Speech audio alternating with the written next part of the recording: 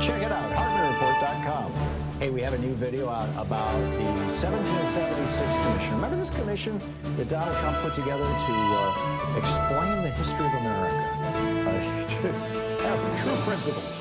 Because history is being distorted by things like the New York Times 1619 report, you know.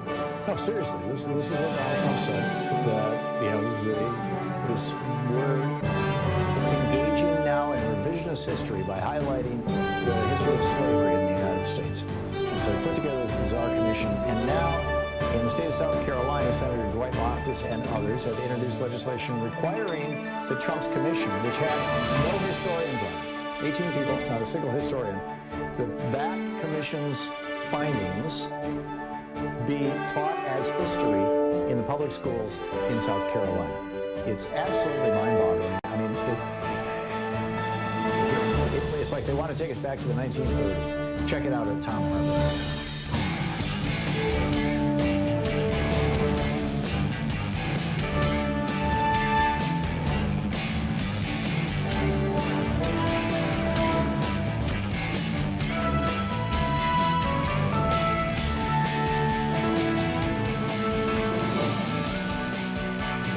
Minutes past the hour. Welcome back. Kevin in Las Vegas. Hey, Kevin, what's on your mind today?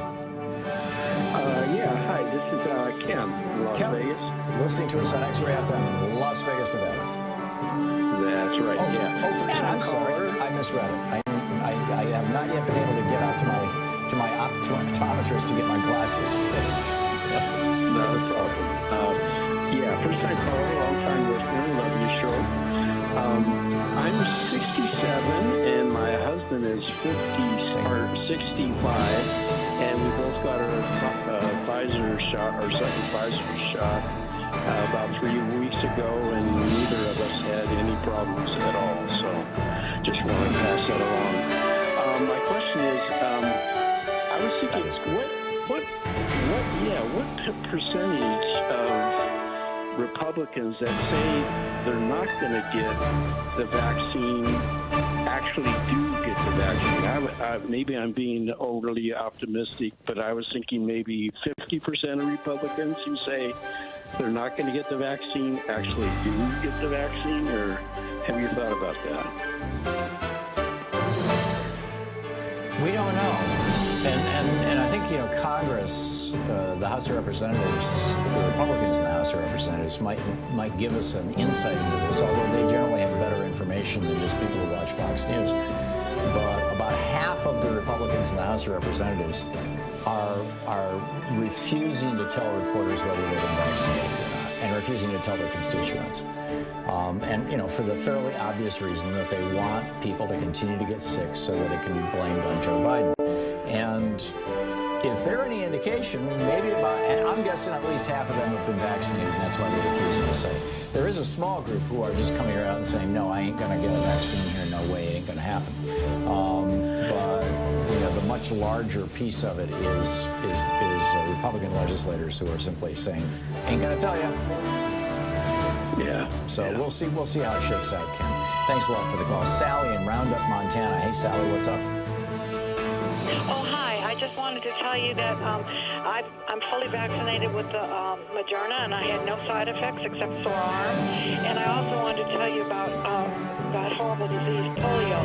My mother, when she was a young girl, was in an iron lung, and through sheer willpower, friends took her down to the Niagara River, and she swam, and she was able finally to walk. But, man, get your vaccinations. That's all I've got to say.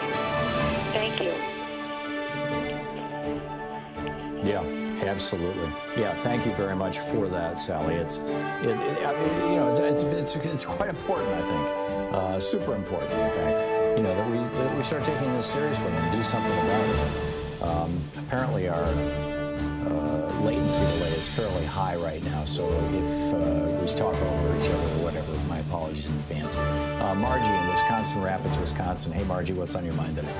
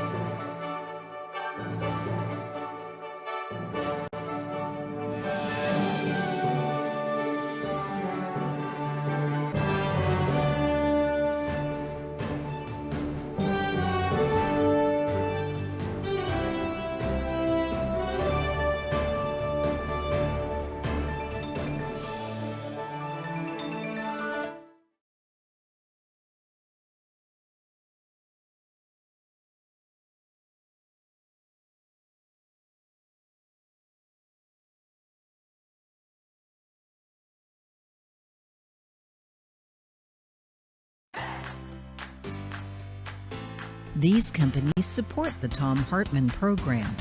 They are HelloFresh, the #1 meal kit delivery service. More information at hellofresh.com, code TOM. CB Distillery for sleeping and pain relief.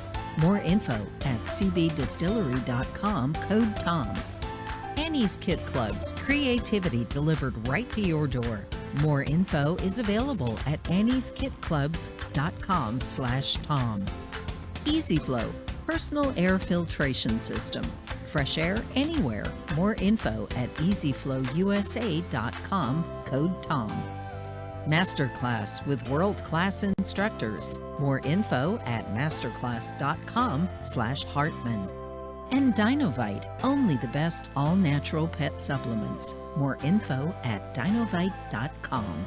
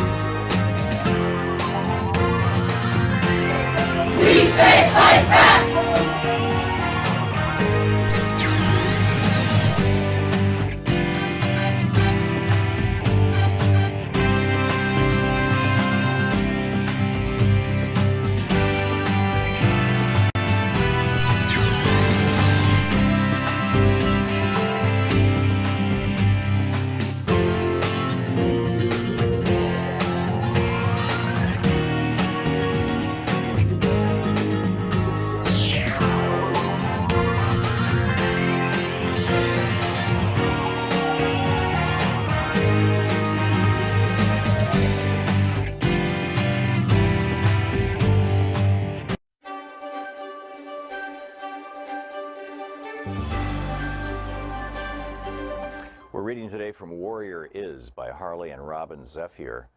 It's the story of their great-grandfather who, in real life, killed Custer at Little Bighorn.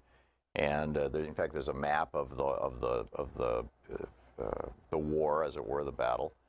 And they say that he is now the spirit keeper of Custer, which is remarkable. And there's a page-and-a-half introduction to the book, and then it becomes, a historically accurate novel, basically. This story is the traditional and cultural account of the life of Nikogju Lakota warrior Mato Nyanpi, saved by Bear, which his name in English, also later known as Scarleg. Warrior is based upon a true story. What you are about to read has been told to us through our family, passed down as oral history from generation to generation. Every family has its own story. This is ours.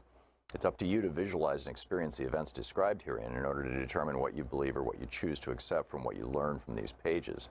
You've likely never read a story quite like this before. In Warrior Is, the reader is able to visualize and experience the events and circumstances of Mato Nyanpi's life. Many times the story is told in the present tense, such as if you were walking with Saved by Bear and his people as the events unfold. This was our original manner of storytelling. Other times the story is narrated in the past tense to account for a past perspective. Those of us who may not be entirely fluent in particular words or specific language, as much as we may be fluent in spirit and honest communication, the life messages many times can be more meaningful than just the written or spoken words. Warrior Is follows the timeline from the time of creation, moving through Saved by Bear's birth in 1849, and going up to July 1876, 2 weeks after the Grass Battle. Please exercise your free will and follow your conscience when reading this story. The spiritual side is called upon you to open your spirit so that you may read this tale and learn about these events through your own spirit. And, continues sort of like in that line, but here, right to the book. Prologue. He smelled the yellow of the sun. His spirit was alive and energetic. He felt the energy in his chest and all along the blood running through his veins. He looked to his left to see his great friend by his side. The strong scent of sage caressed his nostrils and reminded him of home. The movement over the high-running hilly ridge to the south caught his eye. He and Swift Bear sensed and felt the pathway opening up. So much had occurred so quickly, so suddenly, so dramatically. Their call to duty, his call to duty, filled his mind, his heart, his spirit. Today, it was meant to happen. It was presented to the people from the Creator. The plan was made.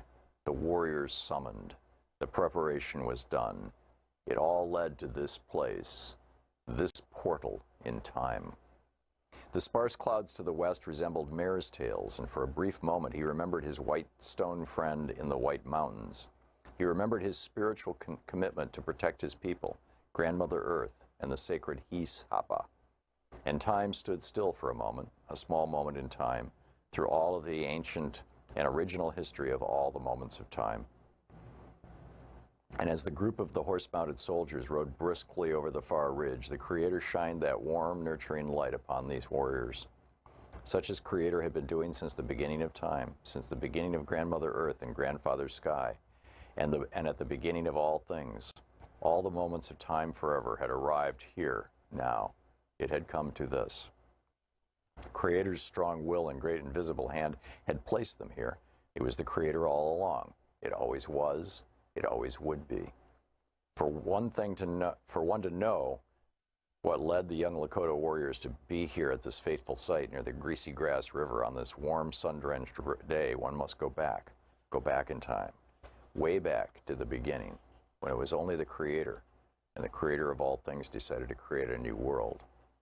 Her name would be Unsimaka, Grandmother Earth, and she would be created to hold and sustain life. All kinds of beings, all kinds of people would be given and placed upon and within her to show her love of life. And this is how it all began. Chapter 1, Origin. The human beings evolved from the spirit. Before arriving in Wind Cave, we were star people. Many of us came from a place called the Pleiades, the Seven Sisters, an ancient star grouping and constellation that contains worlds comprised of the gift of life-giving water. Water is life. Mini Wikoni. The Pleiadian influence is an absolute, but those of us who claim to be relatives of the Pleiadians share a common bond with other indigenous people, regardless of where we are geographically on the earth. We will always remain Pleiadian star people. Spiritually, we have become human beings of different races and ethnicities, but the origin of our spirit is the water. And for us, and as to who we are, as the tribal people in a family way, our name is Minkoju, its evidence. It means life's subsistence through the gathering and planting by the waters and or river. The Minikochu spend their lives living by the waters. This is something that many of our own people do not know or understand, but this is our history, not only of our physical existence, but also the history of our spiritual existence on Unsimaka. The book is Warrior Is by Robin and Harley Zephyr.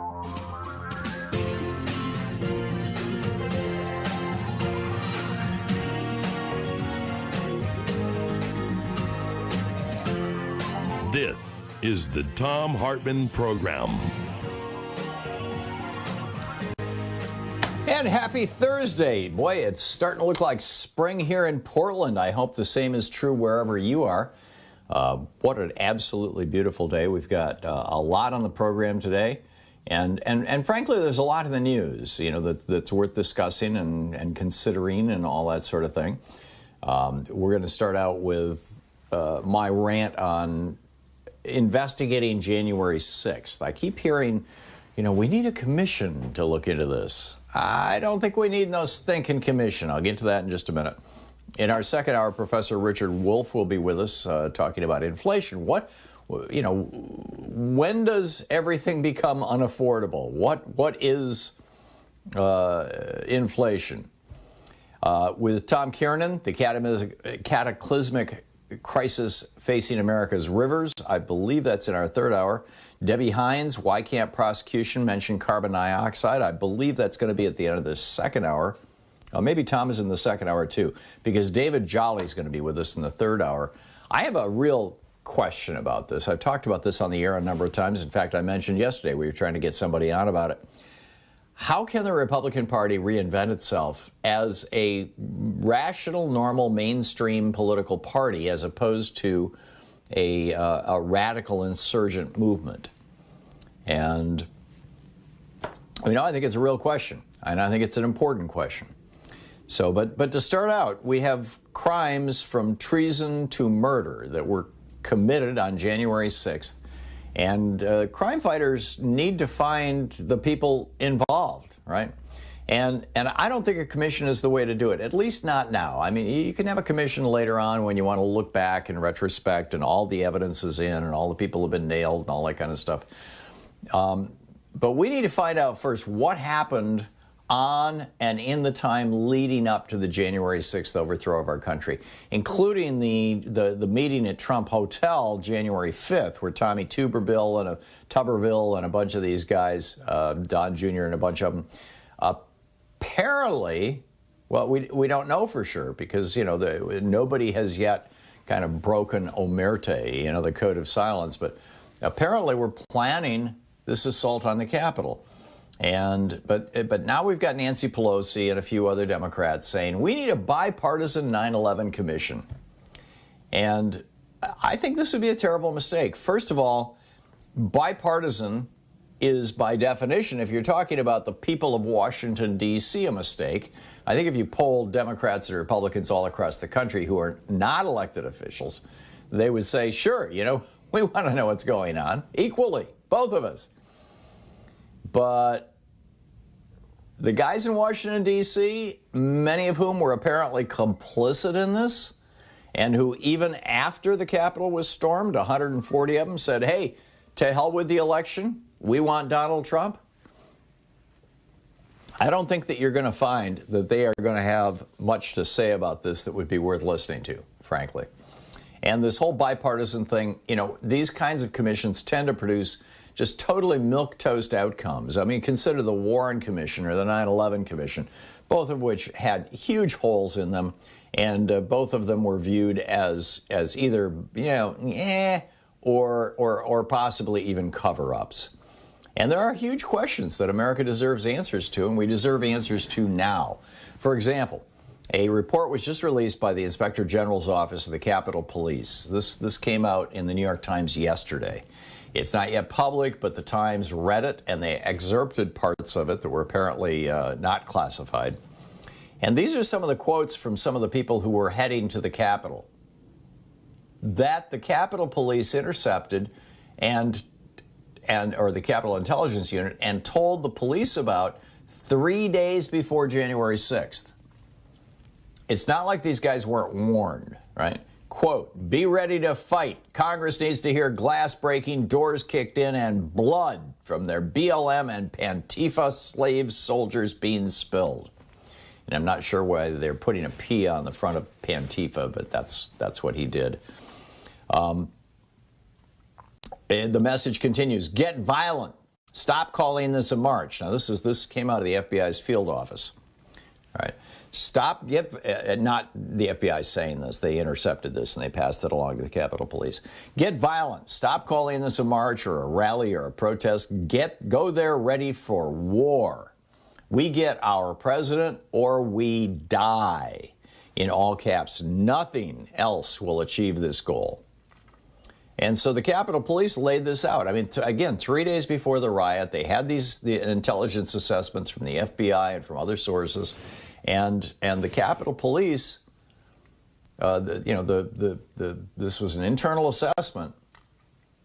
Quote, supporters of the current president see January 6, 2021 as the last opportunity to overturn the results of the presidential election. This sense of desperation and disappointment may lead to more of an incentive to become violent, which is exactly what happened. And the intelligence unit of the Capitol Police said, quote, unlike previous post-election protests, the targets of the pro-Trump supporters are not necessarily the counter-protesters as they were previously. In other words, they're not just going to beat up some Antifa folks or go after Black Lives Matter. Back to the quote, but rather Congress itself is the target on the 6th. Now, this is the Capitol Police's own intelligence unit telling senior leadership of the Capitol Police this is what's going on.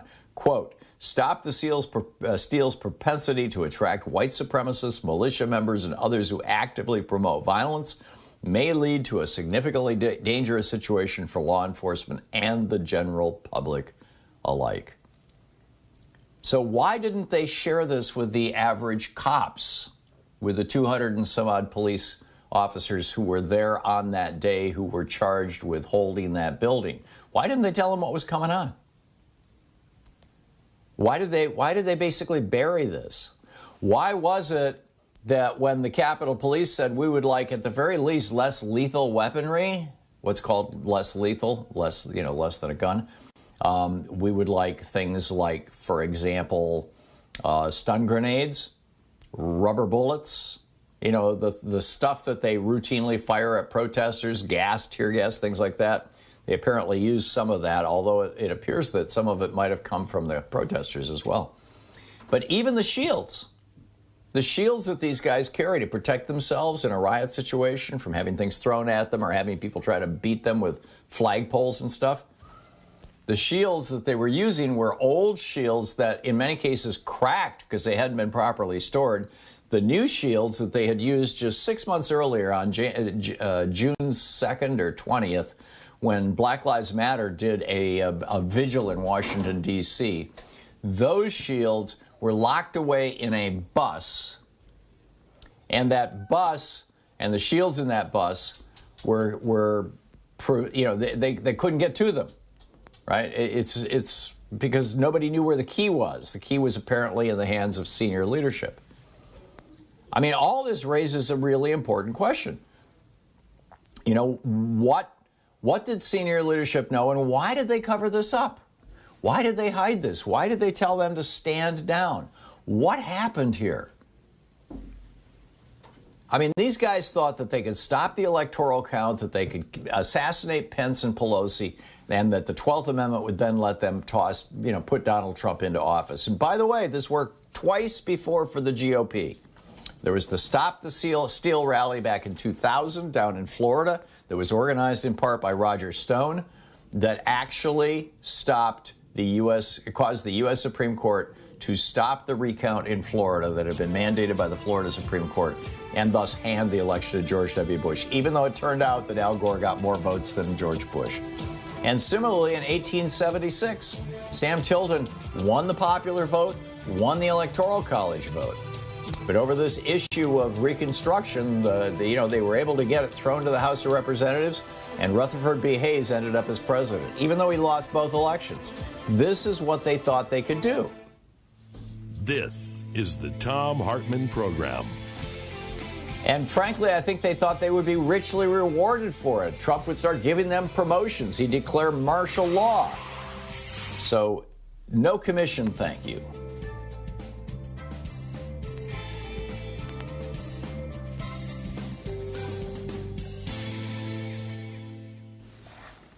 In fact, let me just expand on that. I don't want a commission. I want prosecutors. I want actual, people who know how to put people in jail. I want them looking into this right now, rather than, a commission that's 50% Republicans who maybe have been in on this thing. I mean, it's just straightforward stuff. Down in Florida, we've got this company peddling a bogus miracle bleach cure. Donald Trump and his stupidity lives on. And apparently the gullibility of his followers continues to live on as well. Travis Getty's writing over at Raw Story. A Florida company, of course, is peddling a notorious industrial bleach solution as a miracle cure for new variants of the coronavirus. Chlorine dioxide, a dangerous chemical compound used in textile and paper manufacturing, has previously been marketed as a cure for cancer, HIV, AIDS, and even autism. I mean, this is just crazy, right? And now this company in Miami, Oclo Nanotechnology Science, is making this available, saying, it will kill B117. It'll kill the coronavirus variants. And it'll kill everything else, including you. I mean, you can make the case that bleach will kill coronavirus, but you don't want to drink it. It's kind of mind-boggling. Lynn in Orange, Virginia. Hey, Lynn, what's up? It's Lynn Wood, my brother. But thank you for taking my call, Tom. Sure. Hey, listen, I'm with you on this. As I was telling you, call screener, and I don't want to sound controversial on the airwaves. It's got to be a complete shakedown of white leadership. you got to take white people out of power, because what this is cons covering favors. You got a bunch of convicts in that government covering favors. What do you mean? Running that organization that have took the oath to support and defend the Constitution of the United States from enemies foreign and domestic. And what they're doing, they're hobbling fugitives. They're aiding and abetting terrorists. This is a crime that's being committed against this government and against the citizens of this country. And the white people who run that business are responsible for that criminal organization. It ain't just Donald Trump. It's Nancy Pelosi. It's Chuck Schumer. It's Christian Sinema and Joe Manchin. Every white person, whether Democrat or Republican, is responsible for what happened on January 6th. They're responsible for what happened in Minneapolis. They're responsible for this whole damn killing spree that's been going on. They have killed this country. They have divided the people. They have basically they have basically destroyed this country. Let's just keep it honest. Get rid of the damn people. Get rid of them. Well, I get what you're saying, Linwood, and whether it's out of actual malice and proactive behavior, or whether it's just passive behavior and letting it happen, there's a hell of a karmic load on white people in America. How it's the economic shakedown. It's everything. No, I'm not disagreeing with you. How would you do that? Hey, listen. It's like what Steve Bannon said in the movie American Dharma. You're either going to change things or you're going to have a revolution. Yeah. Okay. I get it. Linwood, thank you. Good to hear from you. It's coming up on 20 minutes past the hour. Stick around. We'll be right back.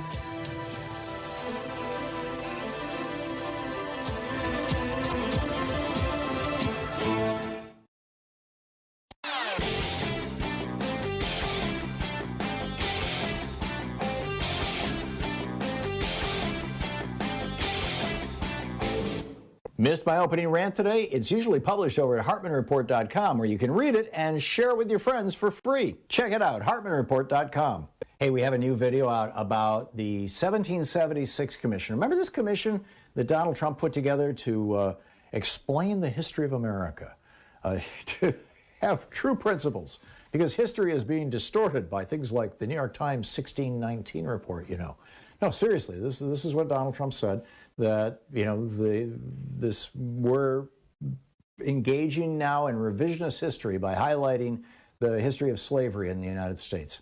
And so he put together this bizarre commission, and now in the state of South Carolina, Senator Dwight Loftus and others have introduced legislation requiring that Trump's commission, which had no historians on it, 18 people, not a single historian, that commission's findings be taught as history in the public schools in South Carolina.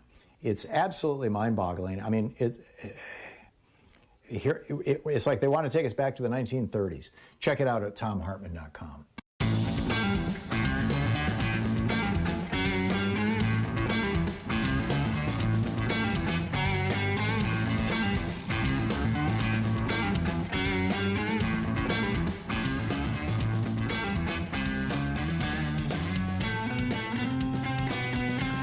Welcome back.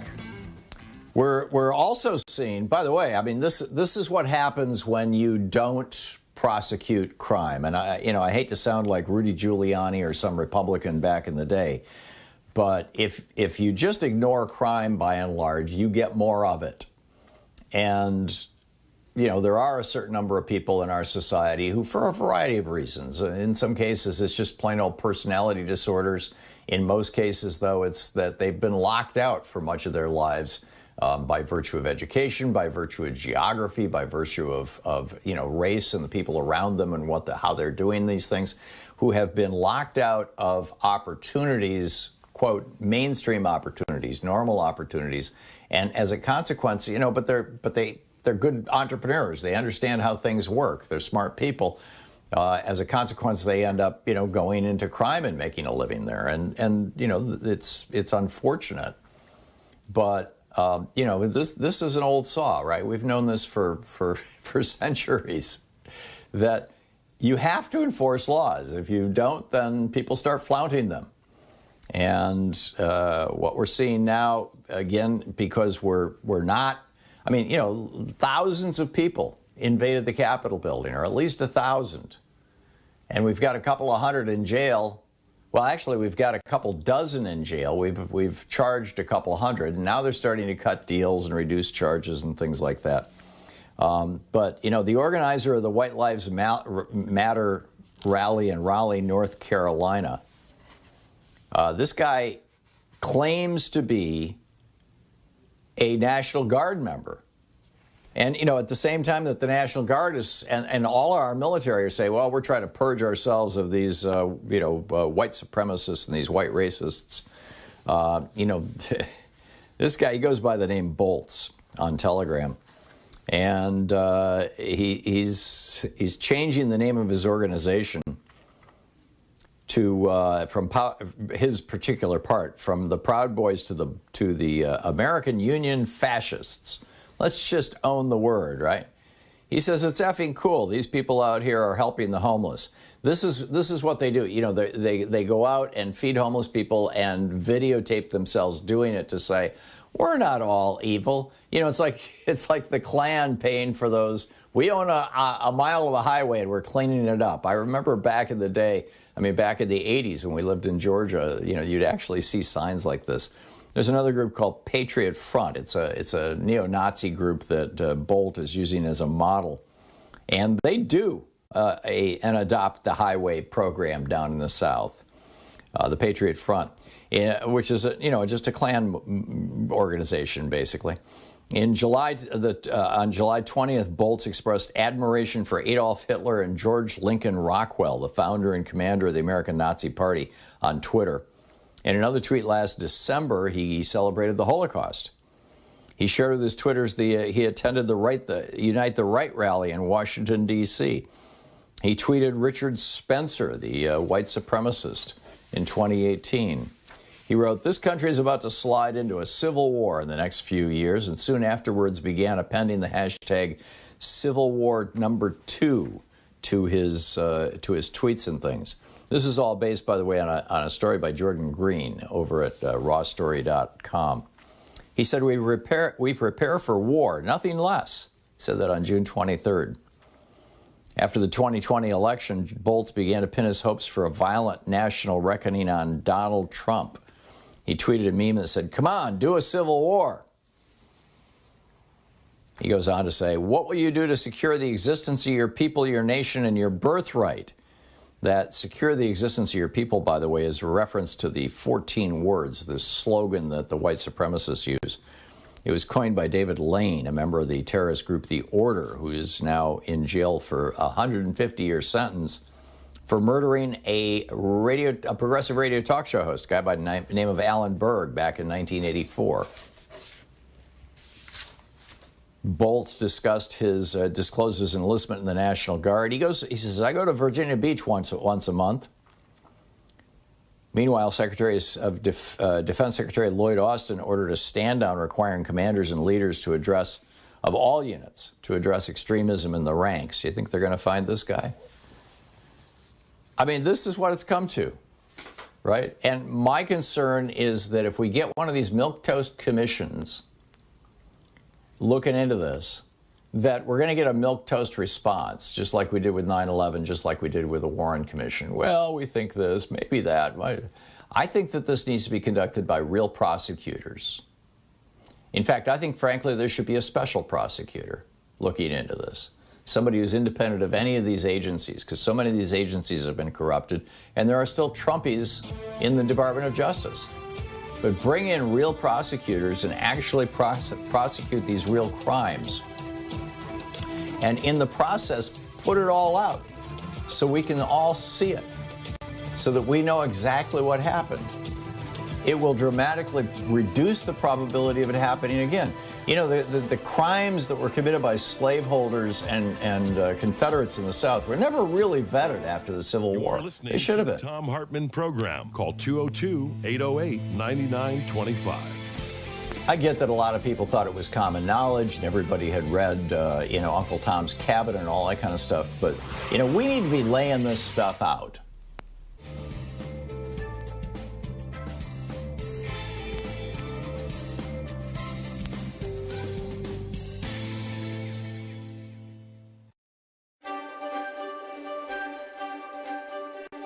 For the Thom Hartmann University Book Club today, we're reading Locked Down, Locked Out, Why Prison Doesn't Work and How We Can Do Better by Maya Chenwar, who is, or was, I believe she still is, the publisher, or the editor, rather, over at truthout.org. This is from the introduction, the very beginning of the book. She uses a word I can't say on the air. I'll replace it with the word damn. Damn, damn, damn, damn, damn. I'm crying with my mother over the phone. It's late evening, December 25th, 2012, and Kayla, my only sister and best friend, has been arrested for the 7th time in the past 6 years. She's in jail again, and this time we're sort of hoping she'll stay there. If she asks, I tell Mom, I'm not bailing her out. Well, you know, we're not, Mom says, her voice low and far away, a weary echo of words uttered in months and years past. If she's in there, at least she'll be safe. Jail, we agree, may be the only place that can save Kayla's life, staving off her burning dependency on heroin. Neither of us acknowledges that regardless of whether Kayla stays clean while incarcerated, sooner or later she'll be getting out. Do we know what she's in for, I asked Mom. Does it matter?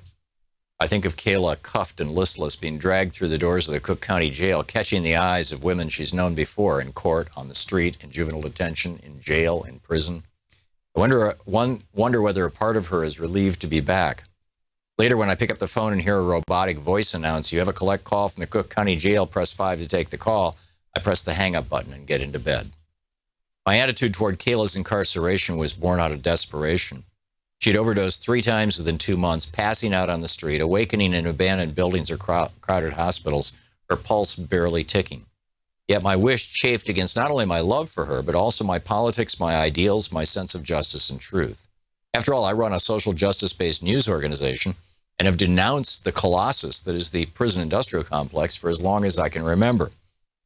For nearly a decade, I've corresponded with a number of people in prison as both interviewees and pen pals, and I've learned much from them about the violence and hopelessness of our system. My understandings of the power structures that create prisons have been guided by the work of people like activist and scholar Angela Davis, a staunch prison abolitionist. How could I reconcile my wholehearted opposition to the prison industrial complex with a desire to see my own sister locked up? When I look back on that time, I can only comprehend it by acknowledging the insidious, persistent role that prison occupied in my mind. It was closely connected to the role it occupies in larger society. Incarceration serves as the default answer to many of the worst social problems plaguing this country. Not because it solves them, but because it buries them. By isolating and disappearing millions of Americans, more than 2.3 million right now, making us the most incarcerated country on the planet, prison conveniently disappears deeply rooted issues that society, or rather those with power in society, would rather not attend to. Prison, writes Angela Davis, performs a feat of magic. As massive numbers of homeless, hungry, unemployed, drug-addicted, illiterate, and mentally ill people vanish behind its walls, the social problems of extreme poverty, homelessness, hunger, unemployment, drug addiction, illiteracy, and mental illness become more ignorable, too. But, as Davis notes, prisons do not disappear problems, they disappear human beings. And the caging and erasure of those human beings, mostly people of color and poor people, perpetuates a cycle in which large groups of people are cut off from mainstream society and denied the freedoms, opportunities, civil dignity, and basic needs that allow them a good life.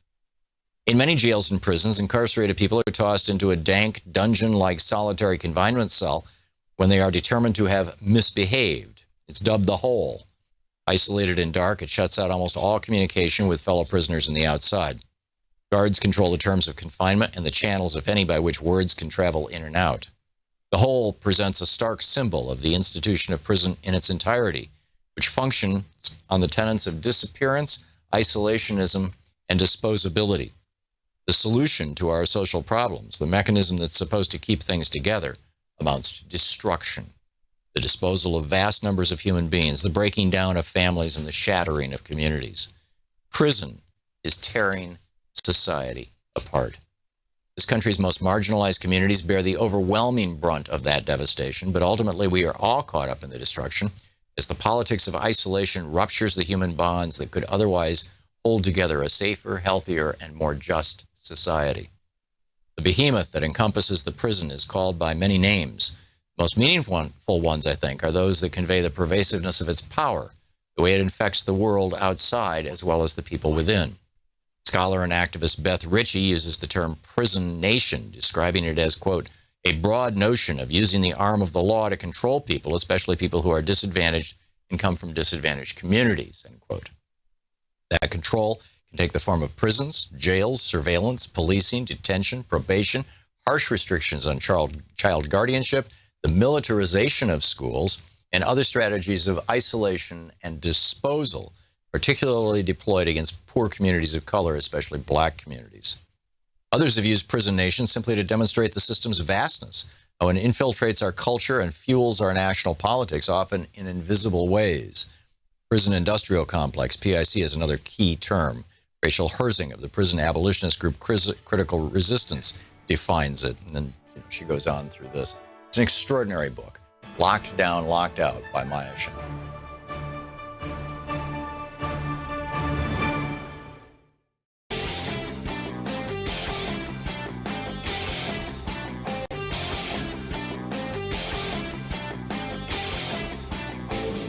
Share the Thom Hartmann Program with your friends. We're available on SiriusXM, Free Speech TV, Pacifica, commercial stations nationwide, YouTube, Twitter, Facebook, on the Thom Hartmann app, and you can even tell your smart speaker to listen to the Thom Hartmann Program.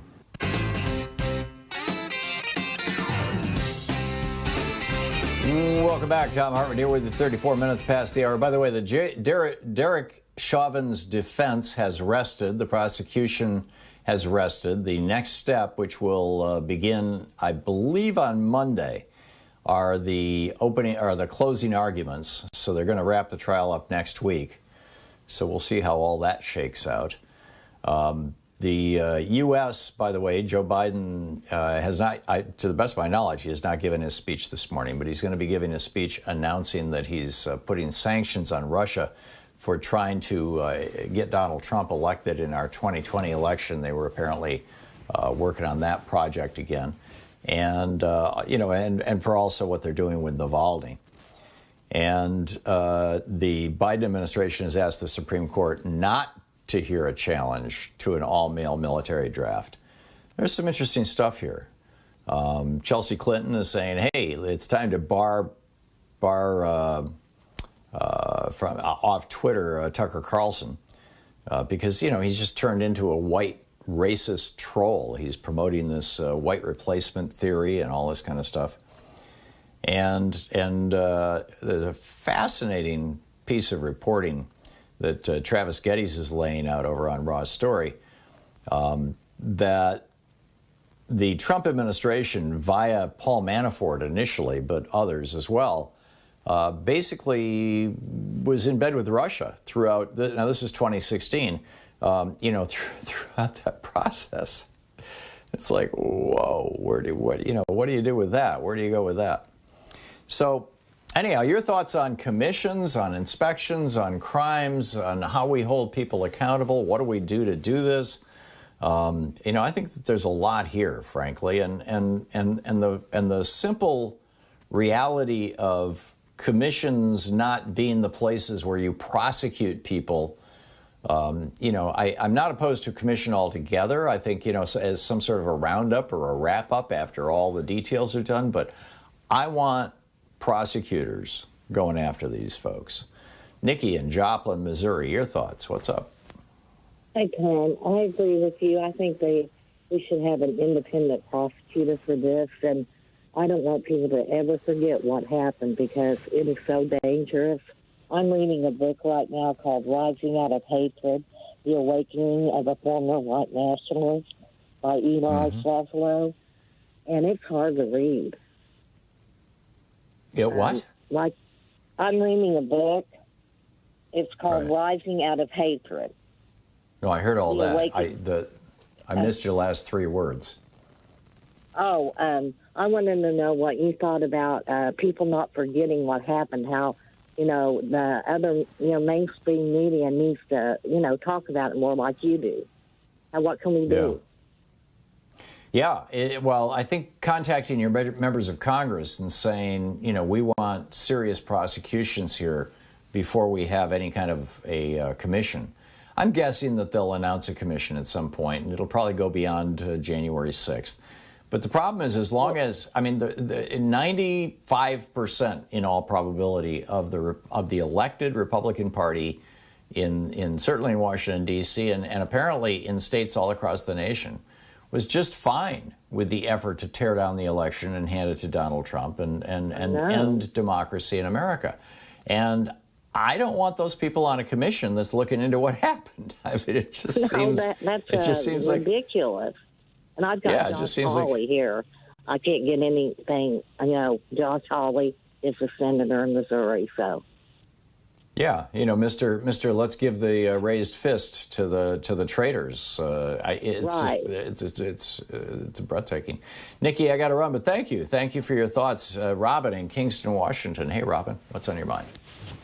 Hi, Tom. Just touching base with your subject here, and again, to remind the listeners, I am a sturdy ex-air traffic controller, 9/11 Truth for World Peace activist, and your big question, should we have another commission? And my position is absolutely no. We do not need another cover-up commission. We need exactly what you are recommending, which is independent prosecutor.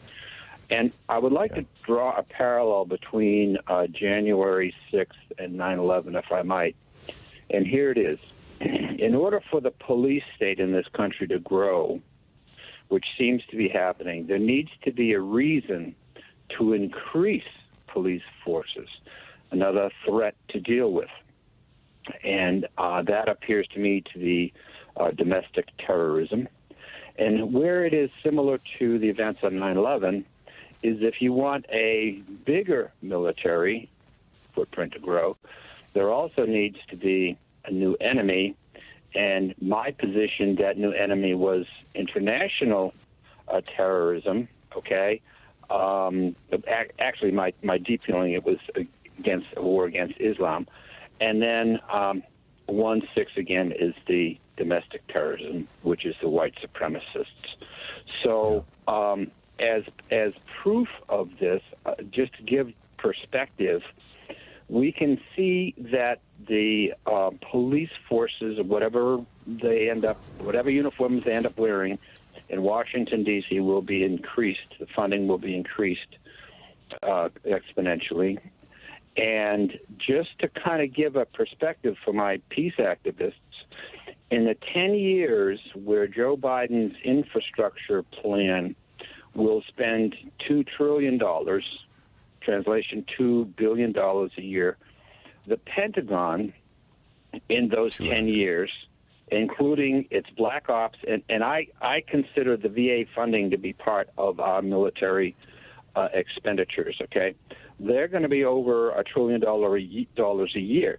So in the 10 years of military expansion, we're going to get $10 trillion in expenditures, and in the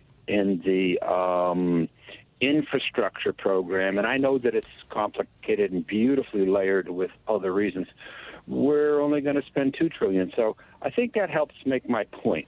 So anyways, I agree. Yeah. No new cover-up commissions. No. Yeah, I'm with you. Although I would say that if we need more law enforcement to track down white supremacists, so be it. I still think we need to completely reinvent our policing.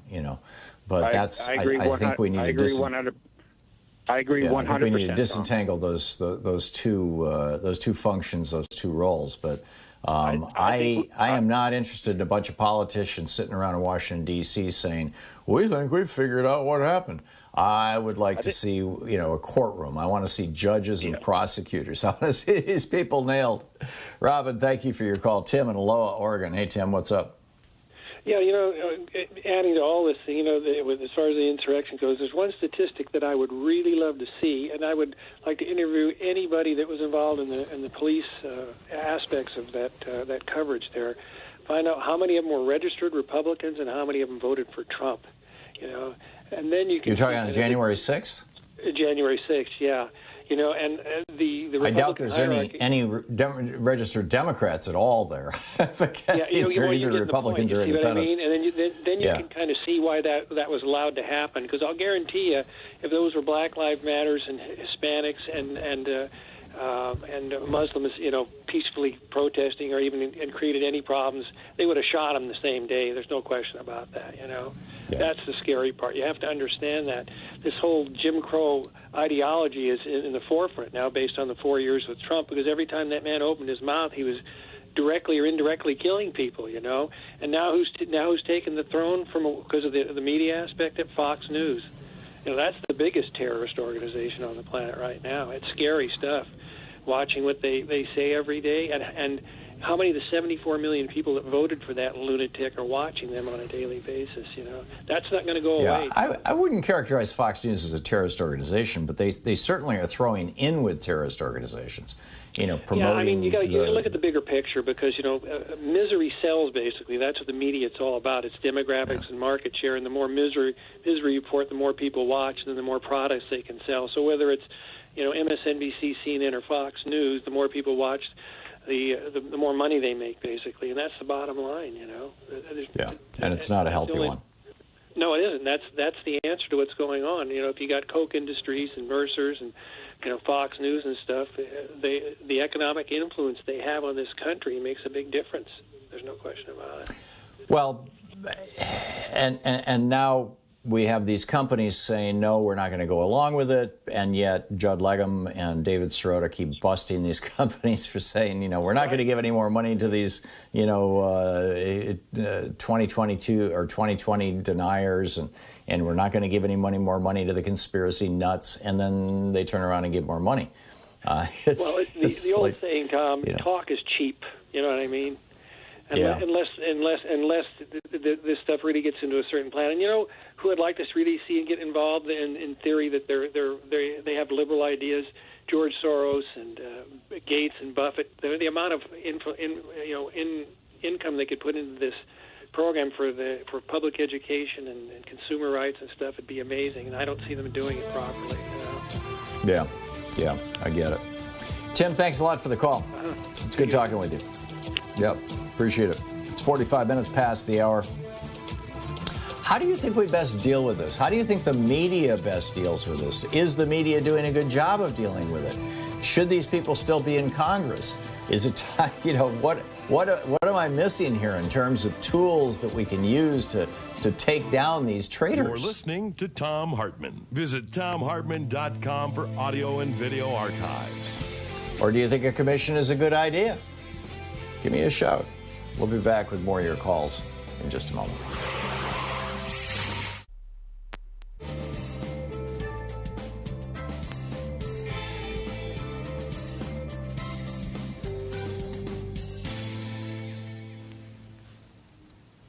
And welcome back. And Bob in Portland, Oregon. Hey, Bob, what's on your mind? Hey, regards to the shields being locked away in the bus that you brought up, Tom, Mm-hmm. It reminds me of the memo that was written by the person that Trump appointed. I think his name was Christopher. I can't remember his name, but you'll know who I'm talking about. He was Christopher was his first Pentagon. name. You're talking his acting Secretary of Defense. Yeah, and the memo that he wrote and sent out, I mean, I looked it up online, read it. It's quite shocking. I wouldn't have known about it, and that you brought it up or Rachel brought it up or somebody, but that's got to be very damning because he was appointed by Trump. That links Trump to the insurrection. That one memo. I agree. I think I have it in a stack here. I'm looking for it right now. And in that list, I believe it does talk about the shields and batons and other things, even though I don't have it in front of me either right now. I'm out for a walk. Yeah, it's a good idea. But the independent investigation is what's needed. Because this is an example of how powerful being in power is. That you can corrupt the entire system and you can appoint. Trump appointed dozens of people in agencies so that he could control them. Anyway. Yeah. Thank you. I completely agree with you, and I think you nailed it. Bob, and I just found the memo. I'll riff on it right after the break. Thank you very much. Kevin in Tracy, California. Hey, Kevin, what's up? Hi, Tom. I just wanted to make a comment regarding the insurrection, and just a general comment that it's so hard to understand all the hate these people have. It's like they love hate, and it's just so overwhelming. And that's basically what I wanted to say. Hate typically, Kevin, hate doesn't just happen in a vacuum. Hate is usually the result of fear. And and even when it's like revenge hate, it's really fear. It's a reaction to the fear that a person felt when they felt they were being done wrong. And so, if you ask, where is this hate coming from, then I think that brings us back to Tucker Carlson and his great replacement theory that has been animating everybody from Tim McVeigh to the El Paso shooter to, et cetera, that what they're afraid of, these are white men who are afraid that they are going to lose this position they have had in society for hundreds of years, where they could basically do anything that they wanted and get away with it. They could do anything to women that they wanted and get away with it. They could do anything to people of color that they wanted and get away with it. They could even kill people and get away with it, as long as it wasn't other white men. And this is now being challenged, and I think it's scaring the hell out of them. They want that privilege. And we've got a generation of young people growing up now who don't have that privilege, or who see that privilege being challenged and absolutely understand the dynamic. I'd say, the people who are under 20 right now, maybe under 30, they get that. And they're not going to be, although there's an aggressive effort to indoctrinate them going on Facebook and YouTube and other social media, by and large, I don't think that they're going to be buying into it the way that the boomers and the Gen X and Gen Z generations did, because their experience of life, their experience of media, their experience of everything is just completely different. Kevin, thank you. Well said. We'll be back. It's coming up on 10 minutes before the hour.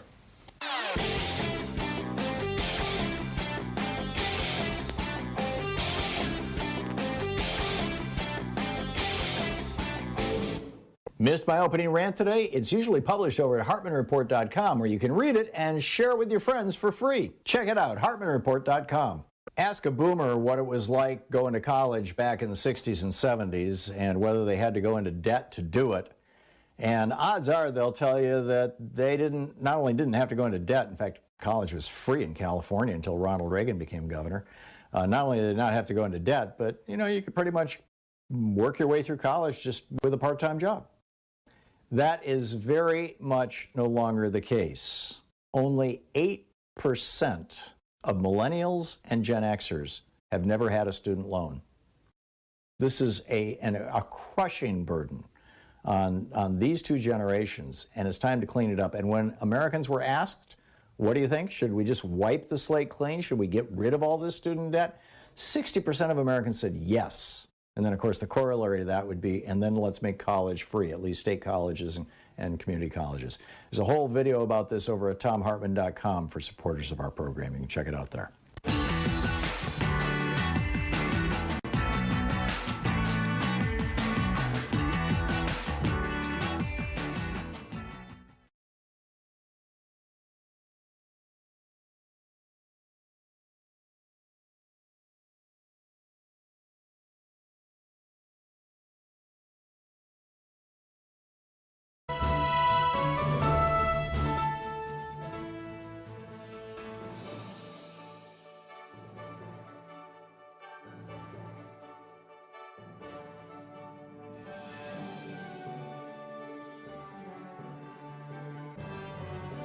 The National Guard via the Pentagon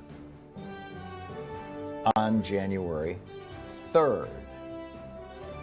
So here we have this declassified memo dated January 4th, the very next day, right? The Capitol Police Intelligence Unit says white guys with weapons, they may not be guns. Actually, it turned out several of them did have guns, but they also had bear spray and some other kinds of chemicals. We still don't know what it was that killed Officer Sicknick.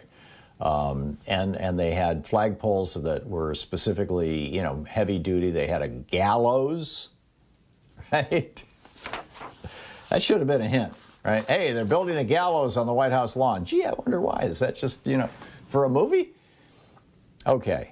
So on January 4th, after all this information comes in, the acting Secretary of Defense, Chris Miller, a guy that Donald Trump had just put into office because the previous Secretary of Defense said, you know, I really don't like sending our soldiers down to Lafayette Square to act like, you know, stormtroopers. And, you know, I'm not going to go along with your, you know, stop the steal stuff. So he puts Chris Miller in just a week or two earlier, you know, a Trump toady, and Chris Miller says this memorandum responds to your January 4th memorandum. So in other words, the guard, this is to the Secretary of the Army, the guy who's in charge of the guard for D.C., he had asked for permission for the guard to help out the Capitol Police. And Chris Miller says basically no. This is in response to your request. He said, you are authorized to approve the requested support subject to my guidance below and subject to consultation with the Attorney General. Without my subsequent personal authorization, you are not authorized to do the following. You are not authorized to be issued weapons, ammunition, bayonets, batons, or ballistic protection equipment such as helmets and body armor. And now we know we have, you know, dozens, if not over 100 traumatic brain injuries, people being beaten over the head with these poles and things. You are not allowed to interact physically with protesters, except when necessary in self-defense. You are not allowed to employ any riot control agents, no flashbangs, you know, no tear gas, no, you can't do it. Sorry. Now, keep in mind, this is the acting Secretary of Defense, the guy who sits in the cabinet with Donald Trump. You are not allowed to share equipment with law enforcement agencies. You are not allowed to use intelligence, surveillance, and reconnaissance to conduct incident awareness and assessment activities. In other words, you are going to be blind. You may not know what's going on. You are not allowed to employ helicopters or other air assets. Same reason. You are not allowed to conduct searches, seizures, arrests, or a similar law enforcement activity. You can try and keep those people out of the Capitol, but you can't arrest them. And you are not allowed to seek support from any non-DC National Guard units. At all time, the DC National Guard will remain under the operational administrative command of the commanding general, who reports to the Secretary of Defense through the Secretary of the Army. And so here's this clear chain of command, and for 3 hours while the Capitol was under attack, you had members of Congress trying to contact Chris Miller, the acting Secretary of Defense, and saying, please rescind your order and send some troops. And he didn't take the phone call. See, keep in mind what these guys thought was going to happen. They thought that they were going to kill Pelosi and Pence, that would stop the count. The count would then be thrown into the House of Representatives like it was in 1876 and close to what happened in 2000, where they stopped the count. The result of that would be that Donald Trump would be made president again. And then Trump would come in and pardon them all. I mean, this is what these guys believed, that Trump was going to become the strongman dictator. He was going to pardon them all. There were going to be new rules, that the First Amendment was going to be done away with, no more right to protest. We're in charge now. We, the white guys with guns. I mean, this is pretty unambiguous. In fact, I need to amend my my op-ed here today. If I can make myself type, it is this torn rotator cuff is just killing my my ability to type with my right hand or even move my right hand. If you know any folk remedies, give me a shout or send me a note. Anyhow, we're coming up on the top of the hour here. We will continue this conversation as we go through the day. It's going to get interesting. It's really going to get interesting. Professor Richard Wolff actually will be with us at the top of the next hour, and then I'll pick up your calls right after Richard Wolff. I want to ask him, inflation, when does everything become unaffordable? What causes inflation? How does this come about? We'll be back. Stick around.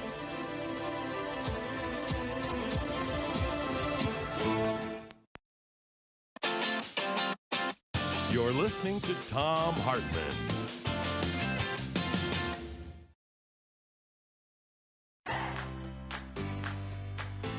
These companies support the Thom Hartmann Program. They are HelloFresh, the #1 meal kit delivery service. More information at hellofresh.com, code TOM. CB Distillery for sleeping and pain relief.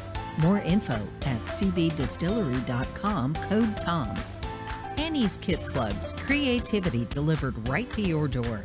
More info is available at annieskitclubs.com/Tom. EasyFlow, personal air filtration system. Fresh air anywhere. More info at easyflowusa.com, code TOM.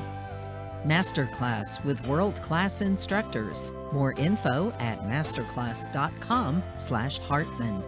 And Dinovite, only the best all-natural pet supplements. More info at dinovite.com.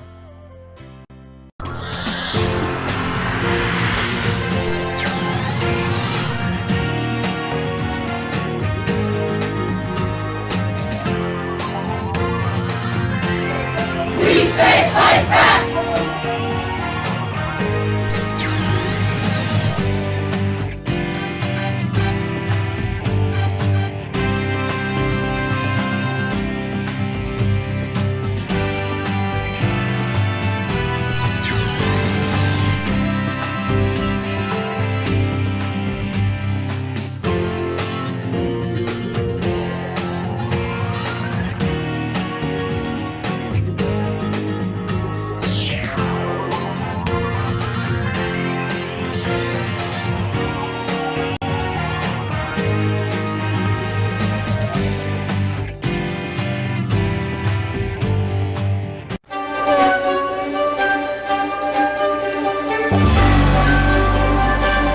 Our book today in the Thom Hartmann Book Club is Richard Wolff's Understanding Socialism. This is from the introduction. Socialism is a kind of yearning for a better life than what capitalism permits for most people. Socialist yearnings are as old as capitalism itself because they are its products. Where and when capitalism's problems and failings have accumulated criticism and critics, socialist voices have arisen. And so it is again now. Any serious discussion of socialism must begin by acknowledging socialism's rich diversity. Whatever particular aspect of socialism we choose to analyze, they need to be located within socialism's complexity. That avoids presenting one's own interpretation as if it were the entirety of socialism. In this book, I focus on the economic aspects of socialism, how it differs from capitalism in broad outlines.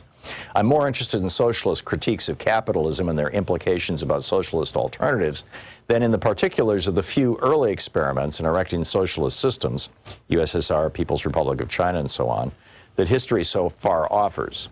Finally, my own education and work constrain me to concentrate on Western Europe and North America.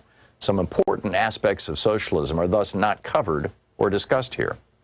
Yearnings for better lives, such as socialism proposes, are not new. In slave societies, the slaves hoped and dreamed of lives less hard and less out of their own control. Their yearning aimed to obtain freedom. They sought social change that would preclude any one person being the property of another. In feudal societies, the serfs, free in the sense that no one owned them, yearned for better lives too. Their subordination to lords included heavy labor and other burdens that they wanted lifted. They hoped and dreamed of a society in which they would not be bound to the land, the lord of that land, and the feudal dues of labor and subservience. The serfs mobilized in the 1789 French Revolution to demand liberty, equality, and brotherhood. In effect, the serfs had expanded on what the slaves had called freedom. In the American Revolution against British King George III, the revolutionaries were neither slaves nor serfs. They were mostly self-employed farmers, craftspeople, and merchants subject to a foreign feudal kingdom. They wanted liberty as individuals to pursue their dreams without hindrance from feudalism or monarchism, whether foreign or domestic. They added democracy to the goals advanced by the slaves and serfs before them. The different systems of slavery, feudalism, and small-scale self-employment produced masses of people yearning for better lives. Eventually, each of those systems provoked revolutions. Many people then sought to break away from and go beyond those systems. The French and American revolutions marked key moments in the social transformations of major pre-capitalist systems into capitalist ones. By capitalist system, we mean that particular organization of production in which the basic human relation is employer-employee instead of master-slave, lord-serf, or individual self-employment. The revolutionaries who wanted and built capitalism hoped and believed the transition to employer-employee relations of production would bring with them the liberty, equality, brotherhood, and democracy they had yearned for.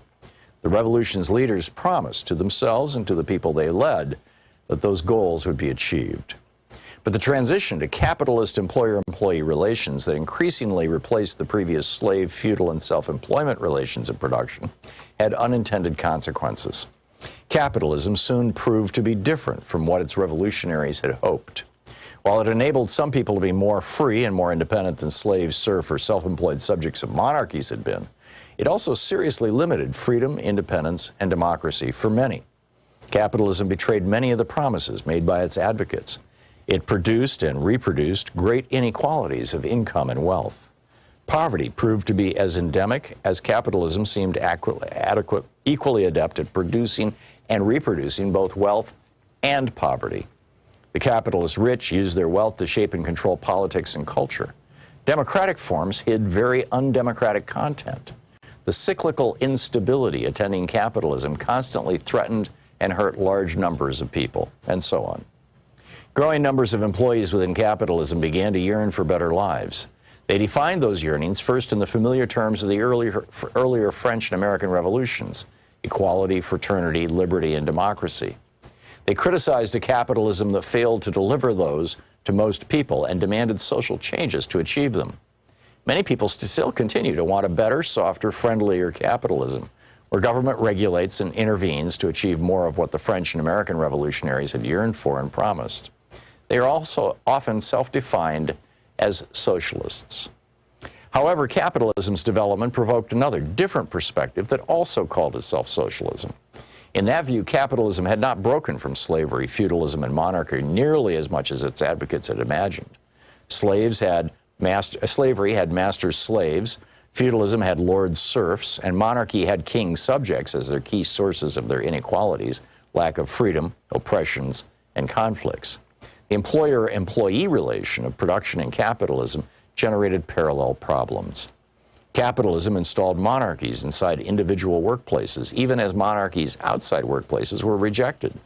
Kings mostly disappeared, but inside workplaces, the owners or their designated boards of directors assumed king-like powers. The book Understanding Socialism by Richard Wolff. Blocked. And then he goes through the whole list. Benji Price writes, "How wealth rules the world."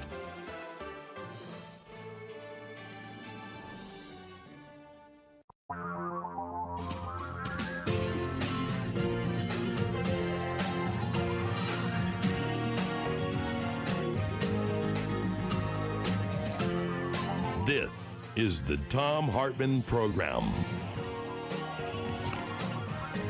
And welcome back. Thom Hartmann here with you. Inflation is in the news, principally because there's a bunch of Republicans yelling and screaming that if Joe Biden gets his infrastructure package, or if Joe Biden gets his COVID relief package, trillions of dollars, we're going to have to borrow money, put it on our national credit card. It's going to cause inflation. Pretty soon you're going to have to pay 15% to buy a house. Quack, quack, quack, quack, quack.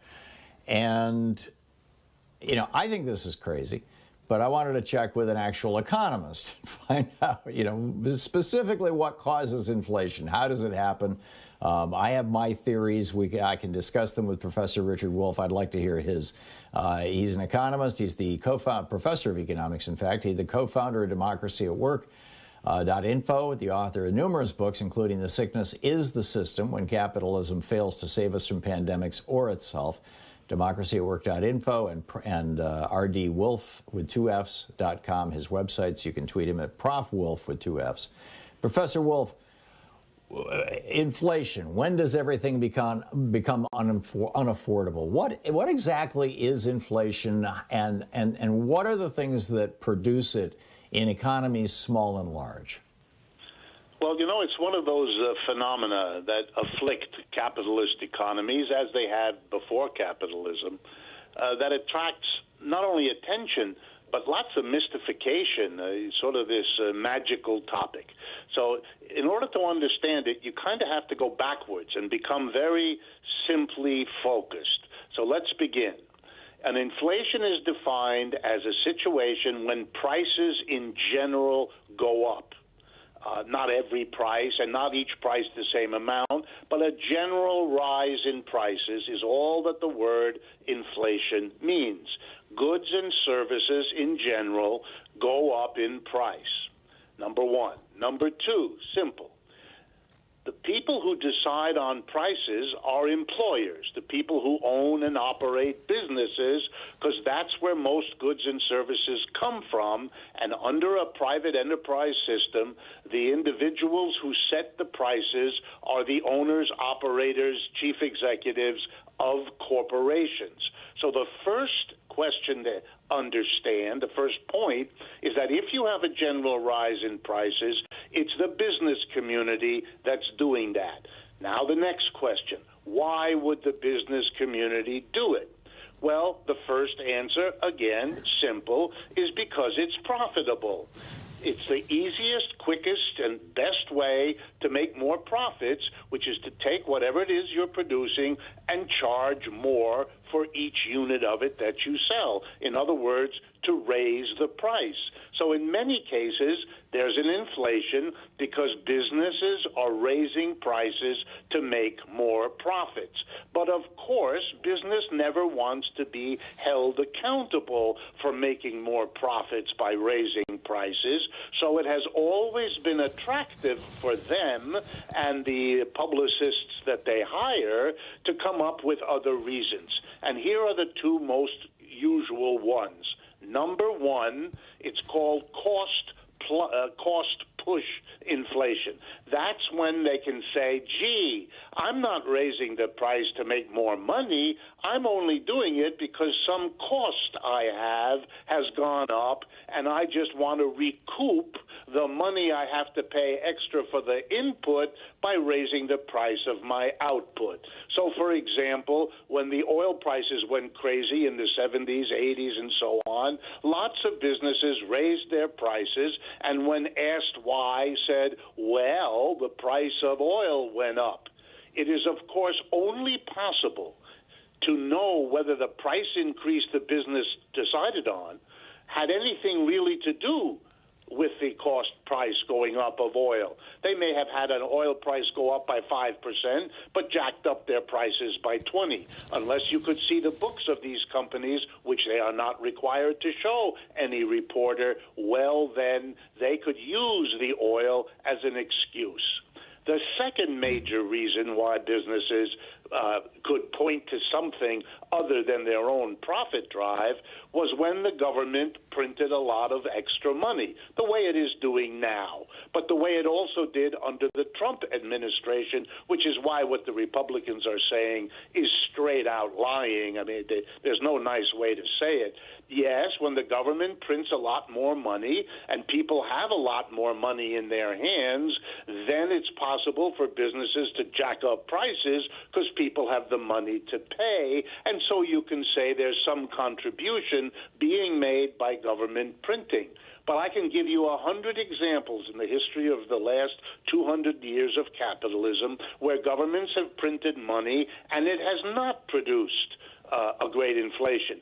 And the best example is the last 5 or 10 years when we have increased money like it's going out of style, but there's been no general inflation of goods and services because all of that money was either hoarded by rich people or used by them to play in the stock market. There, indeed, was an inflation in the stock market, which is where all that money went. But you can see, as this example shows, that there's no necessary link between borrowing more and printing more money on the one hand and inflation. The easiest way to remember is inflation is something that businesses do, and when they give you a reason why they're doing it, keep in mind that they want to keep you away from understanding that profit drives that decision like Professor it drives Wolff? Most other business decisions.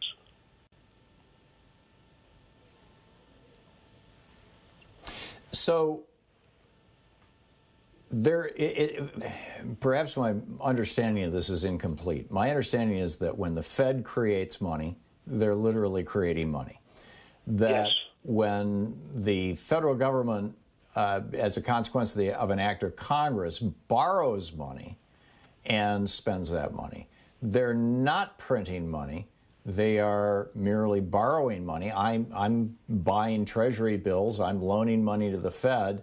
The Fed is using that loaned money. And if that's not printing money, I don't see where all these Republicans get so hysterical about, oh, the Fed is going to have to borrow money, not the Fed, the Treasury Department is going to have to borrow more money. Our national debt is going up. That's going to produce inflation. What am I missing? Is there a relationship between inflation and national debt? No necessary relationship. What can happen, and what does sometimes happen, is that when the Treasury has to borrow to cover a budget deficit, it issues those famous IOUs called Treasury securities. And it goes to corporations, rich people, foreign governments, and borrows money that way. The foreign governments, the rich individuals, and the corporations are then free in our system to turn around and sell that Treasury security to the Federal Reserve, which can print the money to buy it. Only if that second thing happens, if the people who lent money to the Treasury turn around and sell those Treasury securities to the Federal Reserve, only then is the money supply increased. And then it depends on what is done by the rich people, corporations, and foreign governments with the money. If they hold on to it or if they use it to speculate in the stock market, there will be no inflation of goods and services, and that's exactly what has happened over the last 5 or 10 years.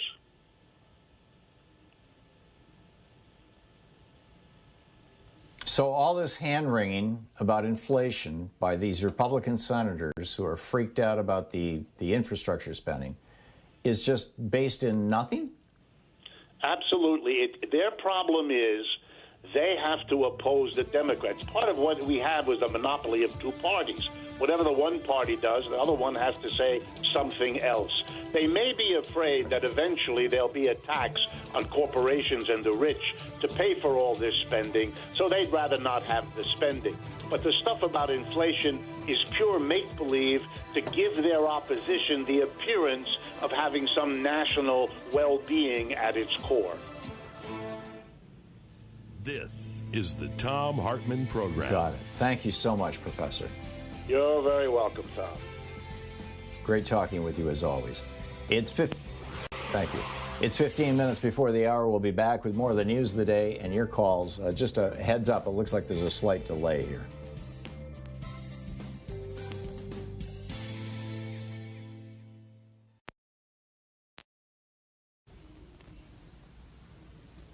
Okay. And welcome back. Thom Hartmann here with you. Excuse me, I'm just trying to figure out if the latency, we've got a bad latency problem all the way around. And I'm going to try to fix this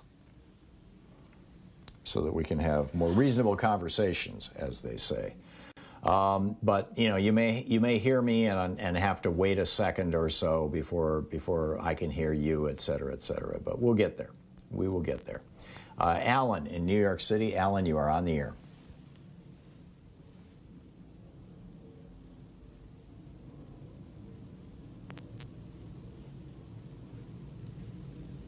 No, Alan. Well, I thought it was maybe just my latency, but apparently not.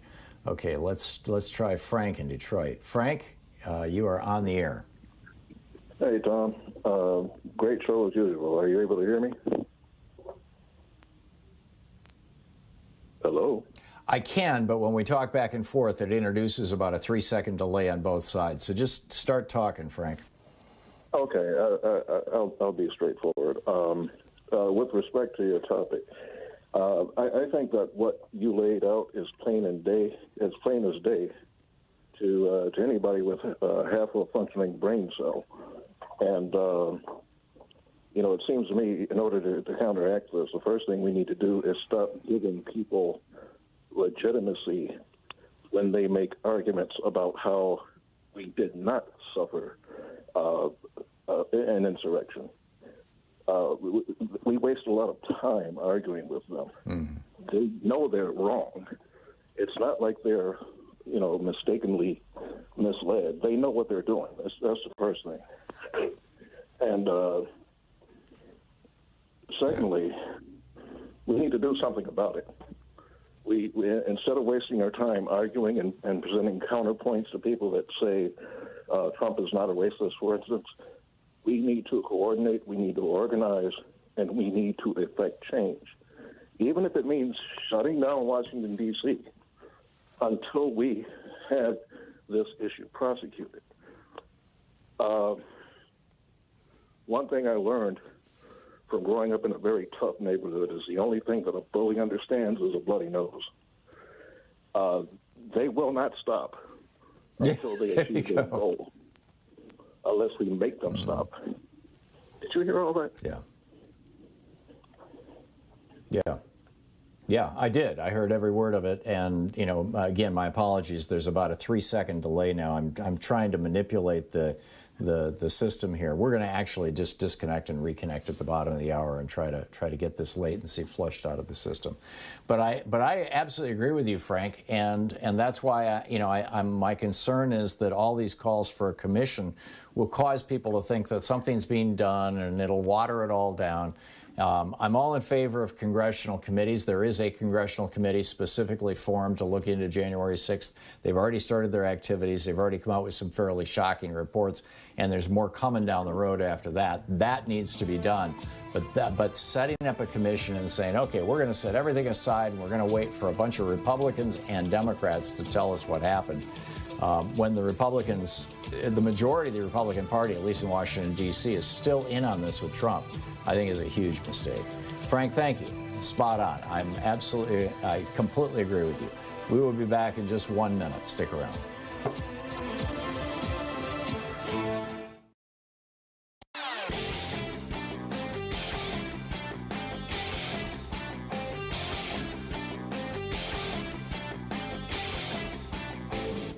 Missed my opening rant today? It's usually published over at HartmannReport.com, where you can read it and share it with your friends for free. Check it out, HartmannReport.com.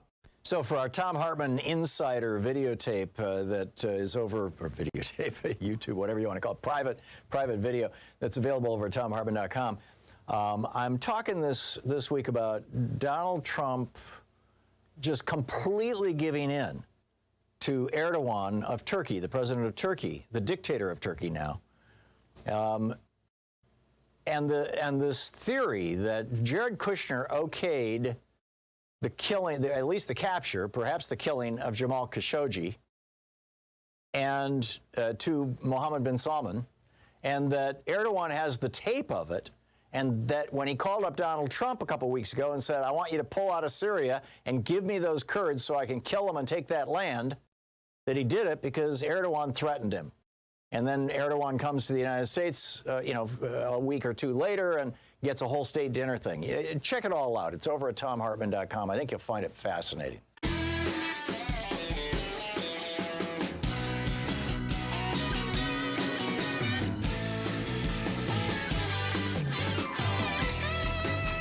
Welcome back. Thom Hartmann here with you. Inflation, budget deficits. How do we push through the Biden agenda? And it's looking like a pretty damn good agenda, by the way, more and more and more. But, the Republicans are all hysterical about this.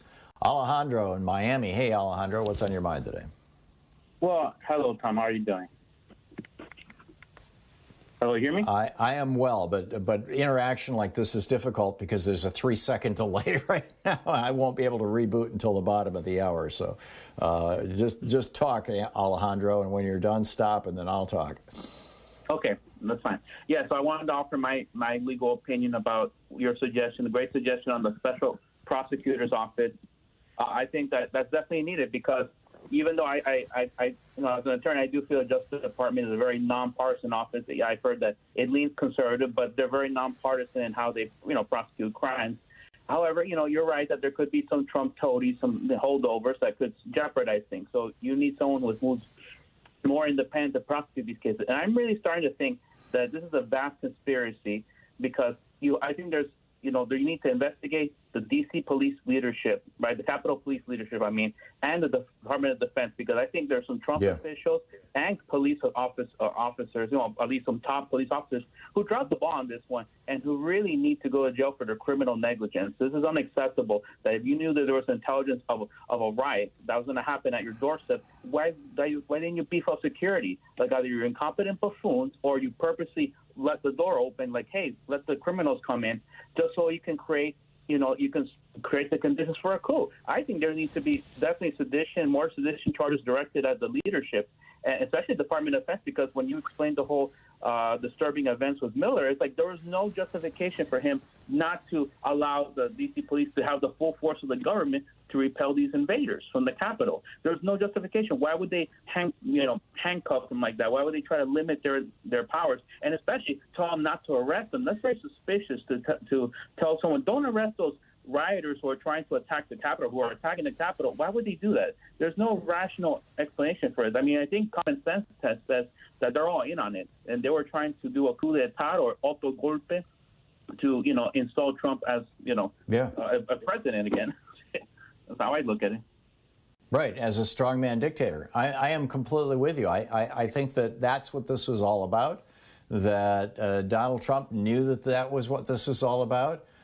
He was going to try to interrupt the process in Washington, D.C., you know, in the Capitol building, to the extent that the chaos would throw it, you know, using the 12th Amendment, you know, when it can't be determined, when you've got competing states electors, when Congress won't vote to certify the election, et cetera.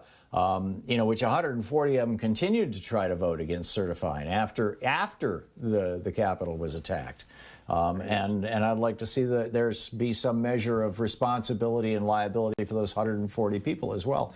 But I am convinced that they thought, okay, this is the end of democracy. Donald Trump is going to be our new dictator. You want to be on the side of the dictator. You don't want to be on the outside. You know, when they tried to take down Erdogan and he found out about it, he came back and he put 20,000 people in prison. He executed dozens of people. They didn't, you know, they wanted to make sure that they were on the side of Erdogan, or in this case, on the side of Trump. They did not want to be on the side that lost if this coup was successful. And I think they had every reason to believe that it could and would be successful. Alejandro, thanks for the call. Ray in Chicago. Hey, Ray, what's on your mind? You've got a remedy for my shoulder. I think I tore or injured a tiny muscle or ligament somewhere in my rotator cuff because it just hurts like hell.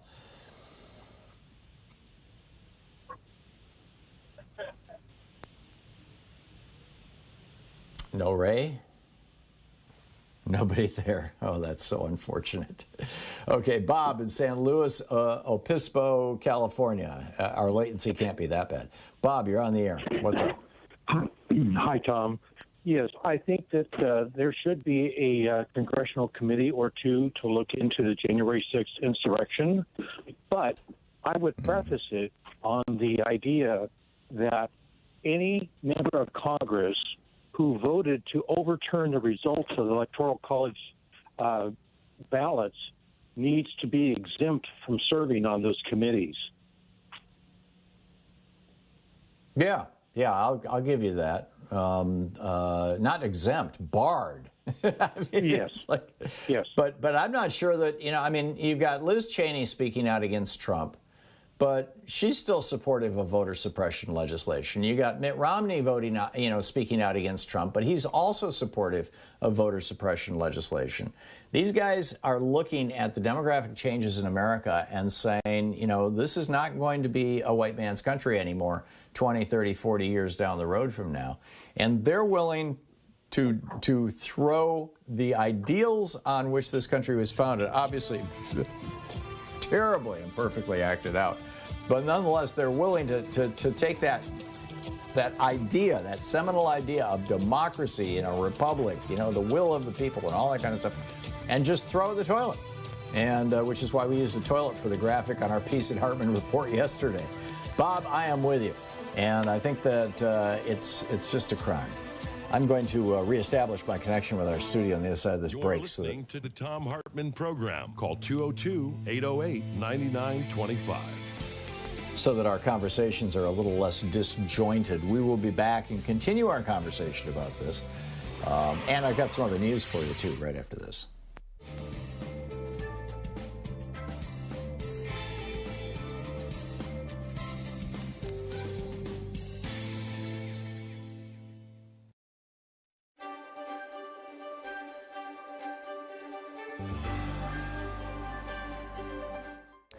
Our book today is The Poisoned City, Flint's Water and the American Urban Tragedy by Anna Clark.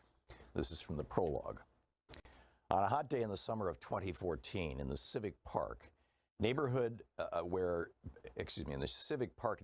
Pastor R. Sherman McCathern preached in Flint, Michigan, water rushed out of a couple of fire hydrants. Puddles formed on the dry grass and splashed the skin of the delighted kids who ran through it. But the spray looked strange. The water was coming out dark as coffee for hours, McCathern remembered. The shock of it caught in his throat. Something is wrong here. Something had been wrong for months. That spring, Flint, under the direction of state officials, turned off the darkening water that it had relied on for the drinking water that it had relied on for nearly 50 years.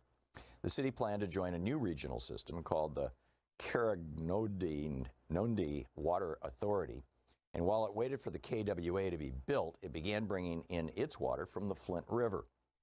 McCathern didn't pay much attention to the politicking around all this. He had enough to worry about with his busy parish. But after the switch, many of his neighbors grew alarmed at the water that flowed from their kitchen faucets and shower heads. They packed public meetings, wrote questioning letters, and protested at City Hall. They filled clear plastic bottles in their taps to show how the water looked brown or orange and sometimes had particulates floating in it. Showering seemed to be connected with skin rashes and hair loss. The water smelled foul. A sip of it put the taste of a cold metal coin on your tongue. But the authorities said everything was all right and you could drink it, so people did, McCathern said later. Residents were advised to run their faucets for a few minutes before using the water to get a clean flow. But as the months went by, the city plant tinkered with treatment and issued a few boil water advisories. State environmental officials said again and again that there was nothing to worry about. The water was just fine. Whatever their senses told them, whatever the whispers around town, whatever Flint's troubled history with powerful institutions telling them what was best for them, this wasn't actually hard for people like McCathern to believe. Public water systems are one of this country's most heroic accomplishments, a feat so successful that it's almost invisible. By making it a commonplace for clean water to be delivered to homes, businesses, and schools, we have saved untold lives from what today sound like antiquated diseases in a Charles Dickens novel: cholera, dysentery, typhoid fever. Here in Flint, it was instrumental in turning General Motors, founded in 1908 in Vehicle City, as the town was known, into a global economic giant. The advancing underground network of pipes defined the growing city and its metropolitan region, which boasted of being home to one of the strongest middle classes in the entire United States. McCathern is a tall, bald man with a thin mustache and a scratchy rasp in his baritone voice. At the time of the water switch, he had led the non-denominational Joy Tabernacle Church for about 15 years. It was founded in the YMCA in downtown Flint, where it held baptisms in the swimming pool. But in 2009, it made a home in Civic Park, where a Presbyterian church closed after 85 years and gave its sanctuary over to the young and hopeful congregation. By then, Civic Park, one of America's oldest subdivisions, was a desert of deserted, historically significant homes, the pastor said. Built between 1917 and 1919 by General Motors and DuPont and Company, along curving tree-lined boulevards, the tidy houses were designed for Flint's auto workers and their families. But over the years, the neighborhood was blighted by vacancy. Empty 2 stories with lurching front porches and crumbling roofs sat alongside crisply painted homes where Flint residents, they sometimes call themselves Flintoids or Flintstones, still live their lives. When the sound of gunshots on the street outside interrupted services, McCathern gave a nod to the church musicians, urging them to play louder. Some called Joy Tabernacle a thug church, he said, but McCathern saw the good. The young men filling his pews built a proud society, if not by getting their names on the honor roll, then by tagging their names with spray paint. In the end, people just want to be seen. The ghosts of the past went well beyond Civic Park. Between General Motors and the United Auto Workers, the city had been a flourishing hub for American innovation. There were more than 100 different manufacturing establishments in town. 10 of them employed at least 1,000 people each. And they not only made automobiles, but paints, varnishes, tools, dyes, cotton, textiles, and a wealth of other products. Flint had one of the highest per capita incomes in the entire nation. And despite being severely segregated, it was a magnet for African-American migrants from the South. When Vice President Hubert Humphrey stopped by during the campaign for the 1964 presidential election, he praised Flint for, quote, zooming ahead with unbelievable growth and progress. Workers earned wages that are very good, Humphrey said, and, quote, because of the great labor management program in the community over many years, there has been a constant rise in the standard of living, end quote.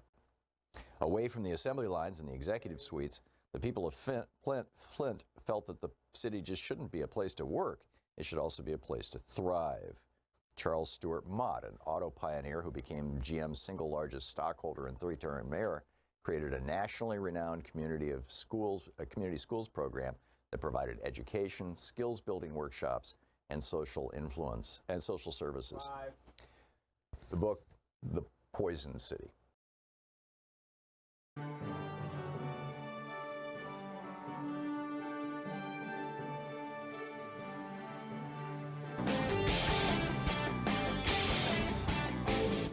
Our 1 hour free podcast recaps our show, and it's available wherever fine podcasts are found. And we have the full 3 hour podcast available over at thomhartmann.com if you want to really support our program.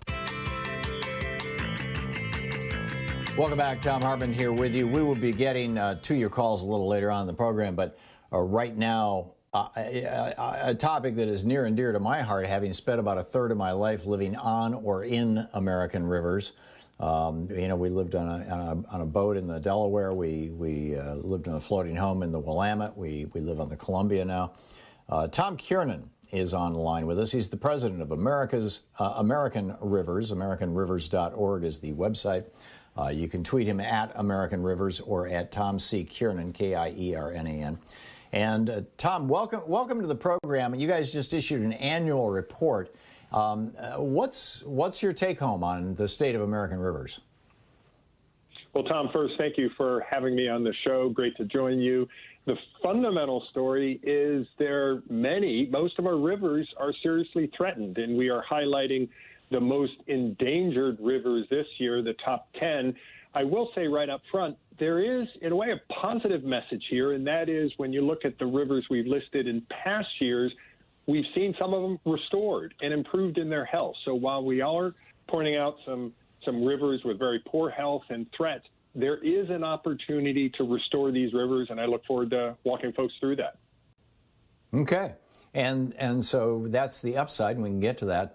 What's the downside? Where are the one thing that sticks in my head, was that one of the first things that Donald Trump did as president was sign off on either an executive order or legislation, I don't recall which, but some really substantial mandate that allowed coal companies to dump their waste directly into rivers, which is something they'd been forbidden from doing for a long time. That waste, of course, carrying radioactive material, arsenic, other deadly poisons, not to mention all the hydrocarbon-related things, to communities downstream that might get their drinking water from those rivers, not to mention the destruction of wildlife. Is that the sort of thing that's going on all over the place, and have things been loosened up, or was that just unique to coal country? Those are some examples that are impacting some of our most endangered rivers. And let me get more specific. We've got, for example, the Pecos River in New Mexico that is threatened by a mine in its watershed. And we're calling on the state to deny the permit for a new mine right next to the Pecos River and all the impact it'll have on the communities downstream.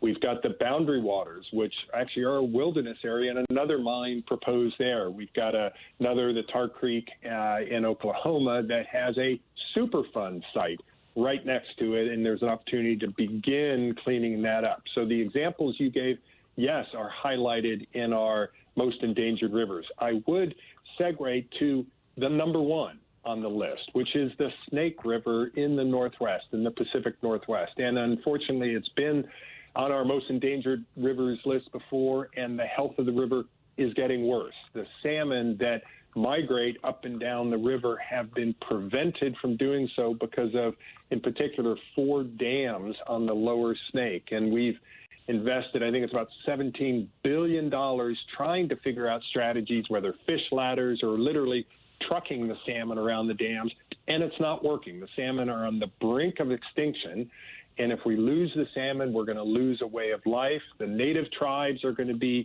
even further impoverished in the Northwest, and we have a solution right before us. Congressman Mike Simpson from Idaho has proposed in Congress legislation to remove those dams and to help restore the river such that the agricultural community can still get water from it, and the shipping community has alternatives, and we have alternative for energy production that's clean, carbon-free in the Pacific Northwest. So I'd highlight the number one most endangered river being the Snake River.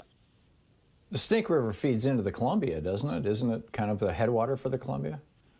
That is correct. There's roughly 5,500 miles of fresh, clear, cold water upstream of these 4 dams that we want to open up for the salmon. Now, there are a couple of dams also on the Columbia, but the salmon have apparently figured out a way to use those fish ladders. So what's most important for the salmon is to remove these 4 dams on the Snake, and the scientists believe that will allow the species to start to come back and avoid extinction.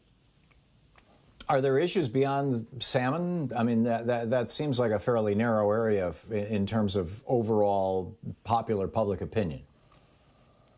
Well, I think you need to broaden the thinking a bit. First of all, the salmon are a key food source for a lot of, they migrate down to the ocean, to the Pacific Ocean. So they are a food source for many species out there, including the orca whale, which we have seen on significant decline because their food source is down.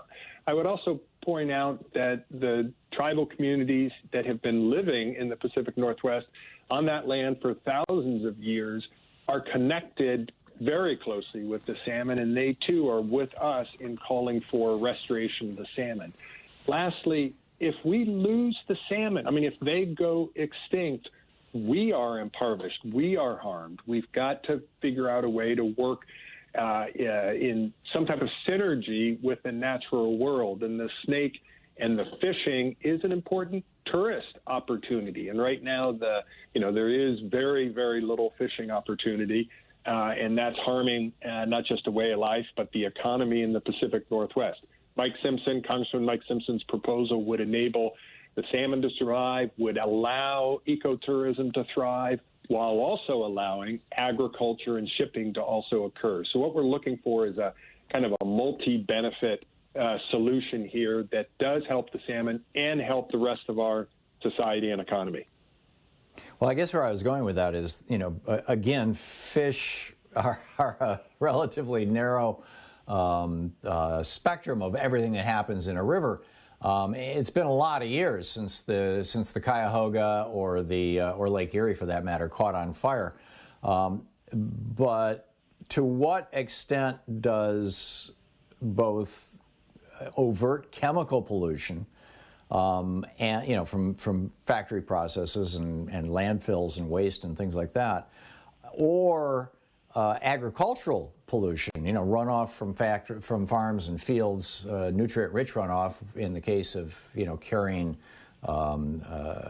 fertilizer downstream, and poison runoff. We're seeing now, frogs and amphibians changing their genders and things like that, apparently as a consequence of some of the herbicides and pesticides that are being used. To what extent is that a problem today compared to 20 years ago and compared to where it should be?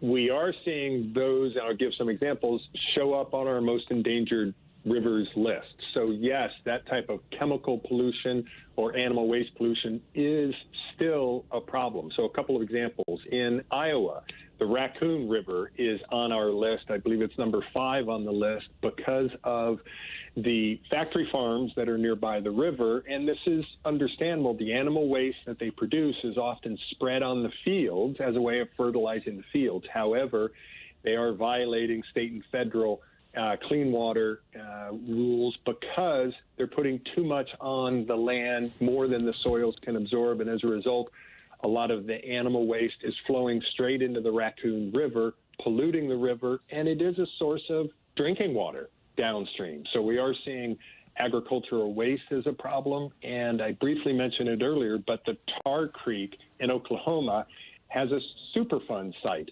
adjacent. Actually, part of Tar Creek flows through that Superfund site. So as a result, that creek is very much harmed by the pollutants coming out of that Superfund site. So the reality is we have a spectrum of threats, whether it's dams, whether it's climate change. We are seeing increased flooding in some of the rivers, obviously increased droughts at some times. So climate change is an issue. Yes, mining and chemicals are a challenge.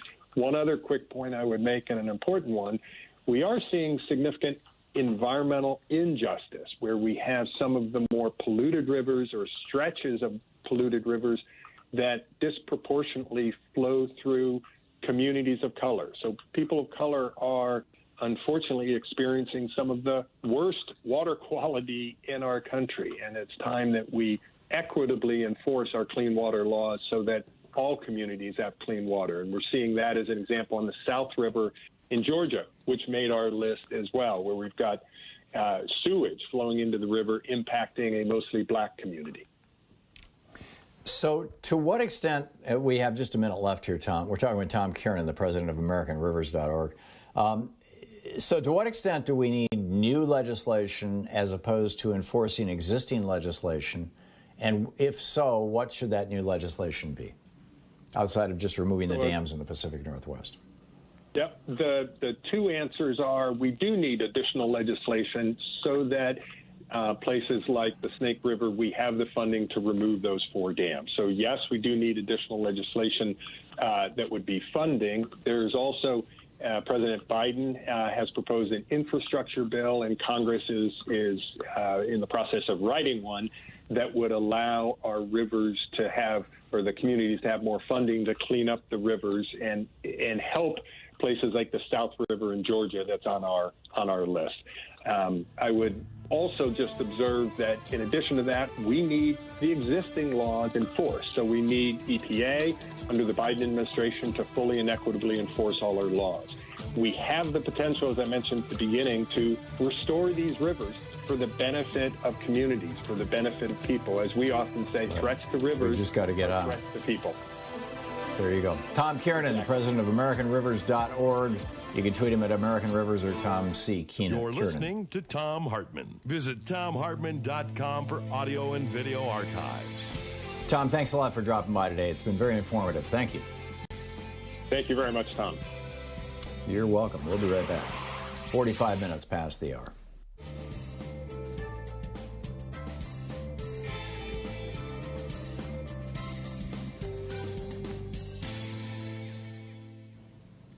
And welcome back. Bob in Cape Cod, Massachusetts. Hey, Bob. Thanks for listening on our app. What's up? Tom, are you aware of any video footage of Trump actually watching the insurrection, the breach of the Capitol, and then all the destruction that took place over those many hours? There are multiple reports that he was very carefully watching the entire thing, but to the best of my knowledge, none of those reports have been accompanied by somebody with a cell phone. Because that would be so valuable to add to his conversation with Kevin McCarthy, where Kevin McCarthy said, "Who do you think, I am?" Which sort of ended, sort of toward the tail end of the destruction. I certainly hope something is found, because that could really be a game changer, I would think. Yeah, or maybe the NSA got it. I mean, there's all those Stingray devices all over the Capitol building, or at least they certainly seem to be that. The news reports that there's something like 30 of them in D.C. And I always noticed whenever I walked by the Capitol, by the White House, that my phone just started, heating up. I mean, it was just being drained of data. And I think it was because I was hooking up to Stingray devices. And if so, they might have been able to capture those conversations. Whether we'll ever see them or even know about them, whether they'll even ever acknowledge them, that's a whole other question. But it's fascinating. And I'm with you, Bob. I want to know what happened. And I think the American people need to know what happened, too. Thank you for the call. Tim in Burlington, Vermont. Hey, Tim, what's on your mind today? Hey, Tony, thanks for what you're doing. I just wanted to get back to, and according to your last caller, young Donald Trump's wife was dancing via phone when the insurrection was going on. So with that, but I agree with 9/11. I think there should be more accountability. And when I say accountability, I just finished the book, The Burglary, and what we got going on, and that concerns Hoover and the FBI. What we got going on in our system is just there isn't any accountability. So the pardoning powers, impeachment, when you've got 120 conservative constitutional professors saying that Trump was wrong over the insurrection, and then during the impeachment, and then we didn't have the votes to convict him, just tells me that we live in a bananic republic, and our laws can, it's all right down to our Supreme Court justices. We live in a banana republic. Elitist corporatists and the most government officials owned by big dirty money. So, I mean, and thanks to the Supreme Court, by the way, Tim. There's 76 and 78 Buckley and Bellotti decisions, and then of course they doubled down on it with Citizens United and then McCutcheon. But they established the rules of the game, and the Republicans are playing that game very well when it comes to corporate money, and some Democrats are as well. Tim, thank you for the call. But generally speaking, not so much on the Democratic side. Debbie Hines is up next. We're going to find out what happened in the Chauvin trial today.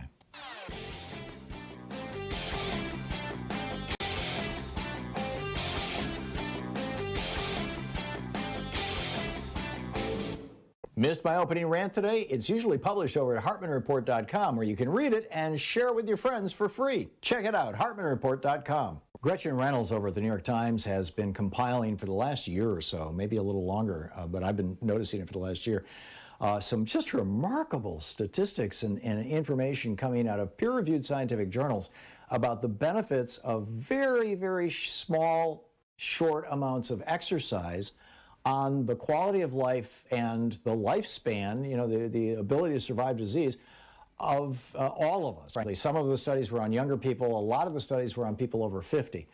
And I'm talking very small amounts of exercise, like literally 4 minutes of bicycling, or 4 seconds, of bicycling really hard on a stationary bicycle, followed by 56 seconds of just relaxing.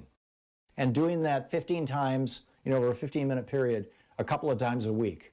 4 seconds of exercise produce measurable results. It's all over at ThomHartmann.com. We got a new video up for the people who are supporters of our program. You can check it out.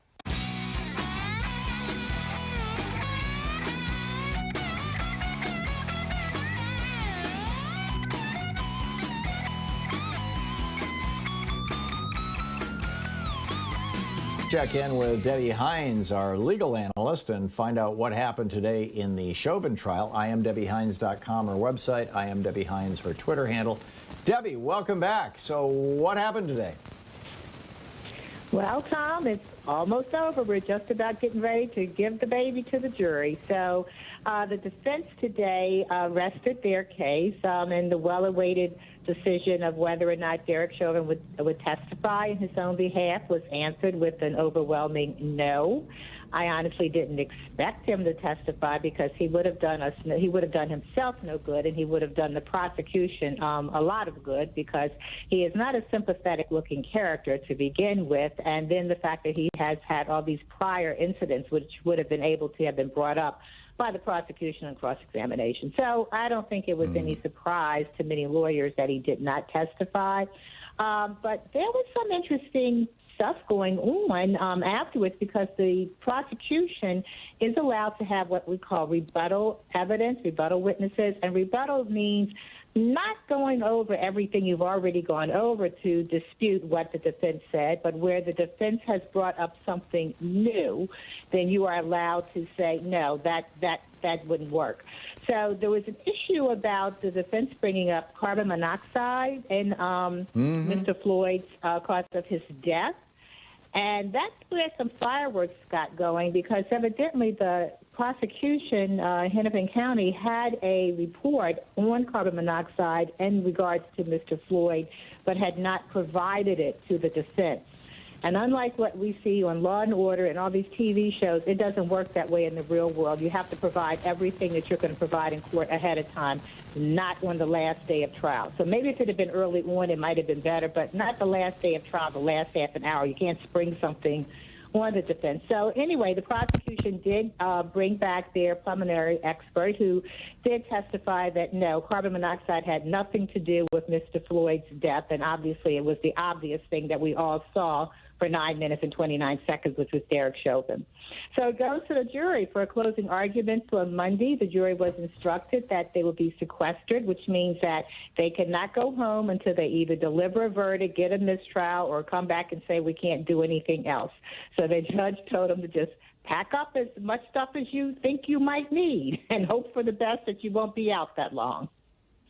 So they're sticking them in a hotel. I had a caller a couple of days ago who said that when the prosecution, or when the defense asked for a sequester of the jury and the judge turned it down, this was, after Mr. Wright was murdered, then that was like setting up an appeal. What are your thoughts on that? Well, I mean, the defense can raise that on appeal, but you have to, you can raise anything on appeal, but you have to show that by proof that the decision of the judge was not within its discretion and that it was harmful to your client. And that doesn't mean just because the jury comes back with a guilty verdict that, oh, we should have sequestered the jury at that point. So it doesn't mean that the defense always has a burden. It kind of flips on appeal. The defense has an uphill climb on appeal to prove that an issue was what you should have done, that it was harmful, and it resulted in the verdict that we got. But sequestrations are very difficult on jurors. It's not known if it works for or against the prosecution or for or against the defense. But it's very hard to, give up your cell phone, stay in a hotel with a bunch of strangers, which is what it means. So it basically upsets them, and their upset may show up in a whole variety of unpredictable ways? Is that what you mean? Yes, you don't know which way it cuts against. So it's not like sequestration is good for the defense and bad for the prosecution or vice versa. You just really don't know.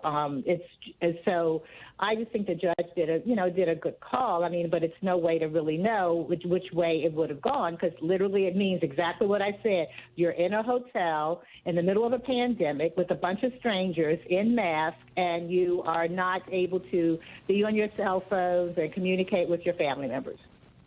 Right. Right. We have just a minute left, Debbie. I think it's fairly obvious what the prosecution's summation is going to be. It seems like though the defense, every single one of their defenses has been knocked down. How are they going to build a defense? So like I said, on both sides, right, on both sides, the defense as well as the prosecution, they're talking to the jurors that they believe are in support of them. So when the defense is talking to the jurors that they believe is in support of them, that can give them something to go back into the jury room to argue. Look, they said that it was carbon monoxide. They said it was this. They said it was that. That's all the defense is basically trying to do. But in the real world, the defense is just hoping for that one or two jurors who has an inherent racial bias, because we've all seen what happened. We've heard from 35-plus witnesses from the prosecution as to how it happened, and we've already seen and heard what caused the death of George Floyd, which was Derek Chauvin. So it's just really the defense is just hoping there is one person in there that can basically side with them, and hopefully that won't happen. Yeah, one little bit of doubt that one person can hang on to it like a life raft in the ocean. I get it. Right. Debbie Hines, thank you, Debbie. Thanks for dropping by again today. Thank you. It's great talking with you. IamDebbieHines.com, her website. You can also her Twitter handle. Thank you, Debbie. Very, very nice talking with you, and I really appreciate your expertise. We'll be right back. Yep. You're listening to Thom Hartmann.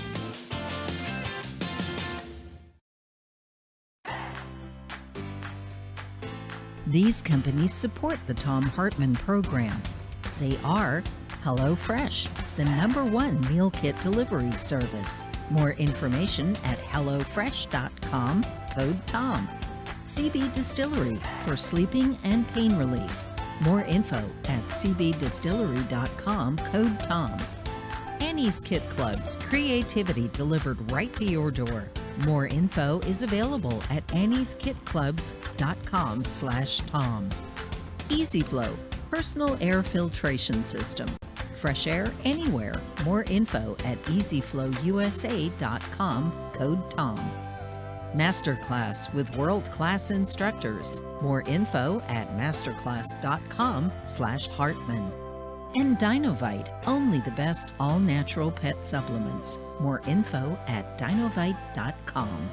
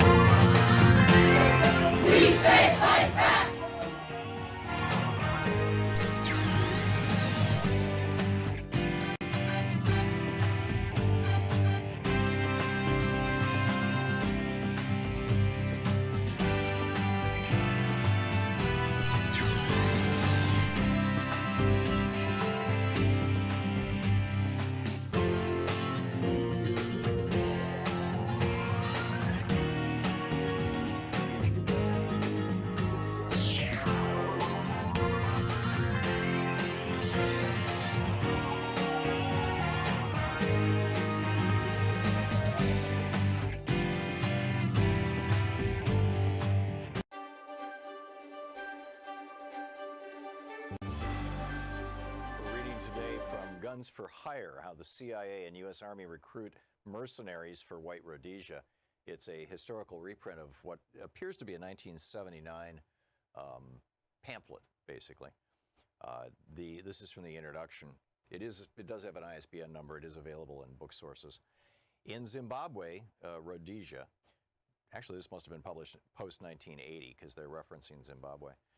In Zimbabwe, Rhodesia, 270,000 white settlers, mostly immigrated since World War II, controlled the government and economy, ruling over the 7 million black Africans. The Zimbabweans cannot vote. They have been forced off the bulk of the arable land, and they have no democratic rights whatsoever. All labor performance in Zimbabwe is black labor, and it is intensely exploited, often at less than subsistence wages. Zimbabweans have been fighting European invaders since the early 17th century. Since the 1890s, they have been directly ruled by Europeans, at first in the form of a private British corporation, the British South Africa Company. Since 1923, direct political rule has been in the hands of the white settlers, currently led by Ian Smith and his fascist Rhodesian Front Party. It's important to note that the white settlers were originally given this direct local power as a, quote, self-governing colony of the British government, thereby creating a master-caretaker relationship. During these past 80-odd years, Western imperialism, the multinational corporations of the United States, Britain, and South Africa, has extracted huge profits from the exploited and oppressed Zimbabwean population via the subsidiaries of the Anglo-Americans, Lonro, Amex, AMAX, Union Carbide, Mobil, ITT, and other corporations. They fully intend to continue doing so as long as they can. The white settler minority has been rewarded for their violent subjugation of the Zimbabwean people with perhaps the highest national standard of living in the world. Sir Roy Walensky, the former Prime Minister of the Central African Federation, which included what is now Rhodesia, once said, "This man Smith has an appeal. It's the appeal of an easy life. For $6,000 a year, you can have 5 servants, a swimming pool, and a lot."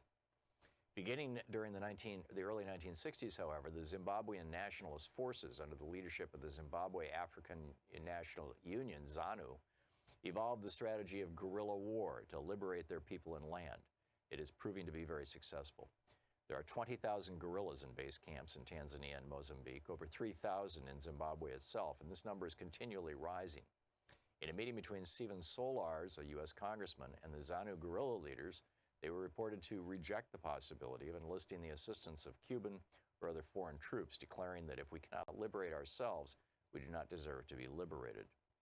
Despite Western propaganda to the effect that the U.S. and British only wish to avoid a bloodshed in Rhodesia, don't forget the Zimbabweans have been bleeding for almost a century, their real fear is that the liberation struggle will win. With this victory in sight, it is not surprising that the counterattack by the Smith regime has become more vicious and brutal. Actually, this must have been published pre-1980, because this is when Smith was still in power in Rhodesia. More than 250,000 rural Zimbabweans have been forced into concentration camps. Terrorist raids have been conducted against Zimbabwean refugees in Mozambique. Dusk to dawn shoot-on-sight curfews have been instituted and enforced in the border areas. And escalating counterinsurgency attacks have been launched against the military arm of the liberation struggle, the Zimbabwean People's Army, ZIPA. It is crucial for Westerners to understand that the Smith regime has not stood alone in this barbaric campaign. This pamphlet documents the critically important element in U.S. imperialism's support for the Smith regime, white mercenary reinforcements for the fascist Rhodesian, quote, security forces.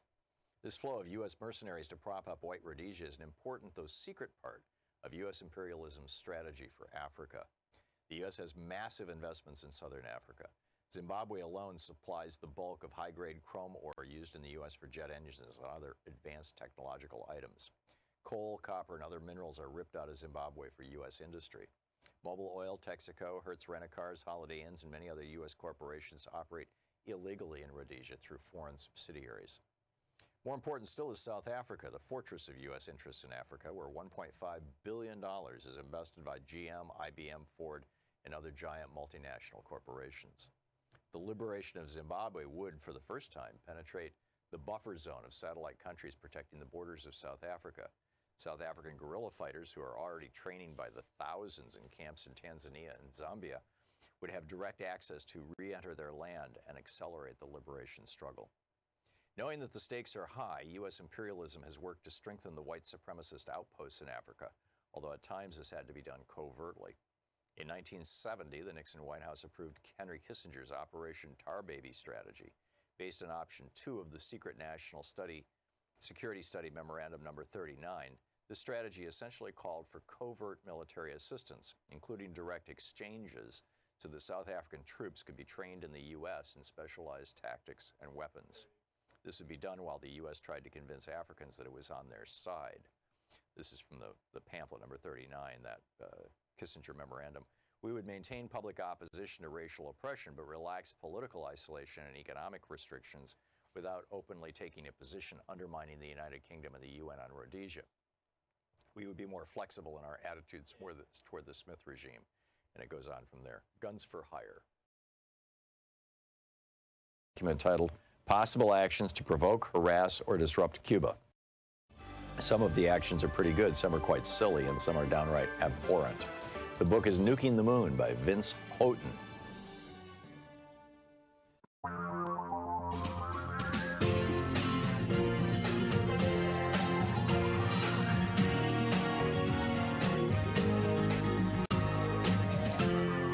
This is the Thom Hartmann Program.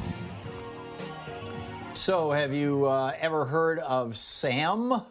SAM is the, let me get to the home page here, the Serve America movement, SAM. And one of its principal advocates is attorney, former Republican, former member of Congress, Republican member of Congress in Florida's 13th district, and the current chairman of Save America movement, SAM, David Jolly. JoinSam.org is their website. David Jolly FL is his Twitter handle. Sam for Us is the Twitter handle for Sam. And David Jolly, welcome to the program. Nice to have you with us. Good to be with you, Tom. Thank you.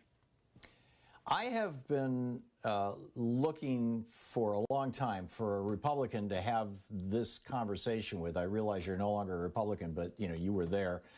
And I want to hear about Sam and what you're doing, but there's a almost larger issue, I think, to begin with, which is if we're going to, because we have first past the post, winner take all elections. I mean, this was the god-awful realization that James Madison came to that led to Federalist Number 10.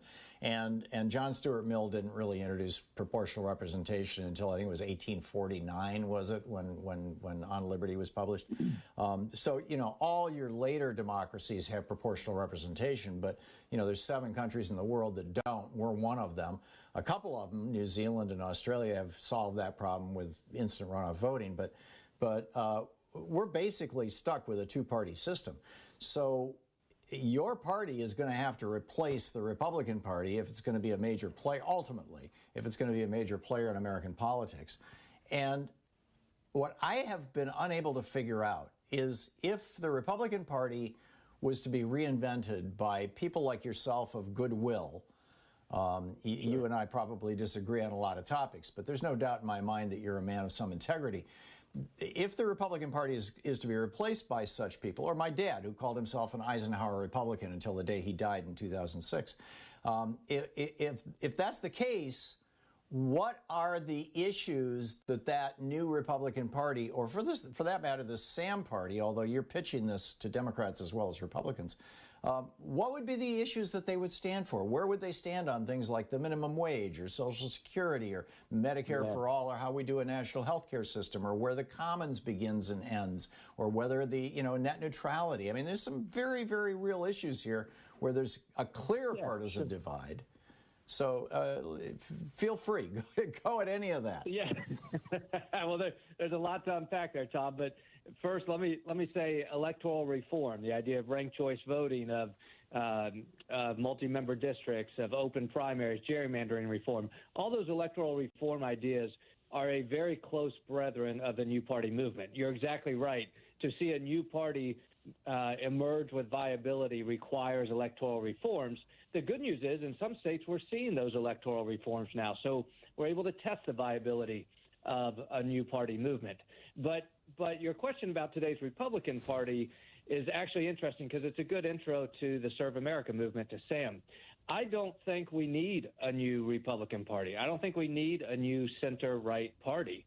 Frankly, I think Republicans and conservatives and center-right voters, they own where they are now. They're responsible for where they are now, and they have the association that they've created within the party over the past several decades. Except they're not center-right, David. I mean, you know, let's be upfront about this. I'm forgetting the name right off the top of my head of this movement. I wrote an op-ed about it yesterday, though, over at HartmannReport.com. You know, an international group, a research group put together by Harvard University and University of Sydney in Australia, looked at over 1,000 political parties in over 170 countries, as I recall, and concluded that while the Democratic Party is right smack in the middle with similar center-left parties in Canada and all across Western Europe, Australia, et cetera, the American Republican Party bears no resemblance to conservative parties in any of those countries, and most closely resembles Fidesz, you know, Viktor Orban's party in Hungary, or the TPK, whatever it is, you know, Erdogan's party. I mean, basically has become a fascist party. My word, not theirs. I would suggest it's not an ideological party. I mean, I would come at it from a totally different angle, which is it's not a party that values ideology. It's a party that has certain conscriptive value sets, if you will, and values probably exactly the opposite of the word I should use in this case.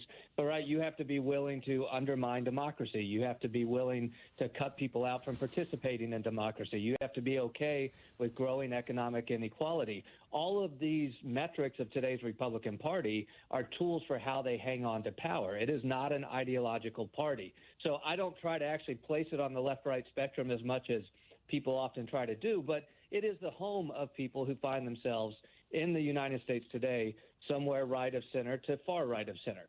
But here's the critical thing. There's a lot of Republicans saying we need to save the Republican Party. We need to start a new center-right party.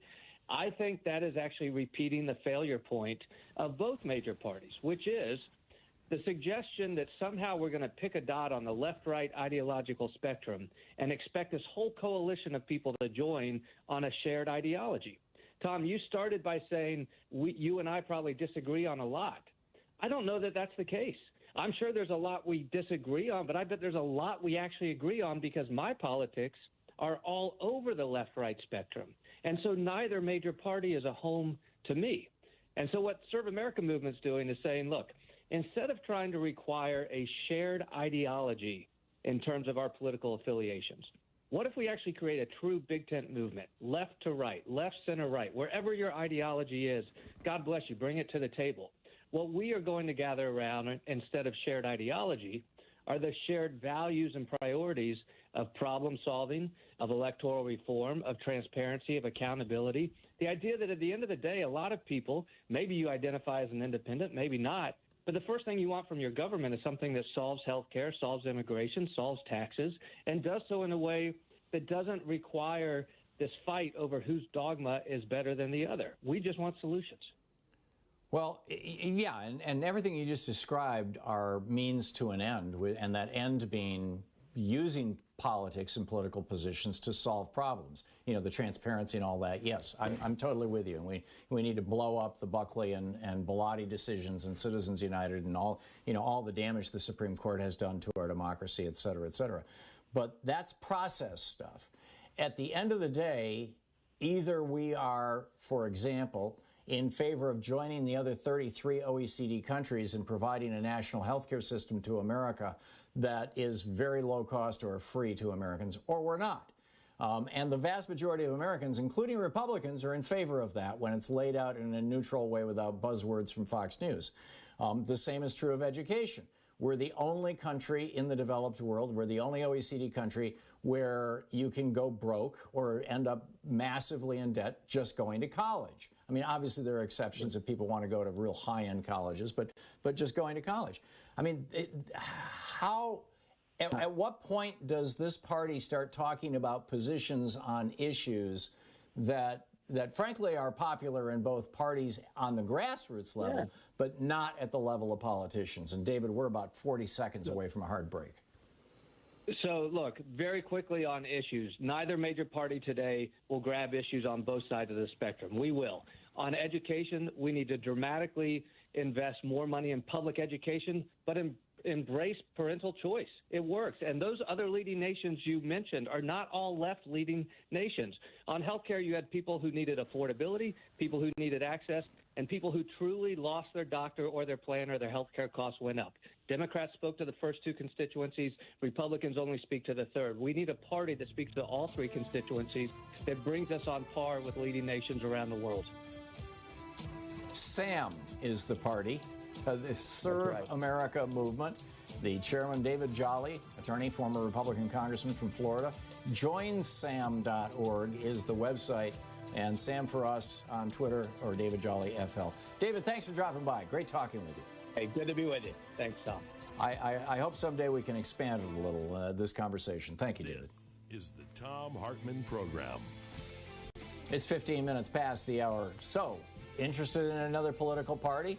Or is it time for the Republicans just to go away? We'll be right back.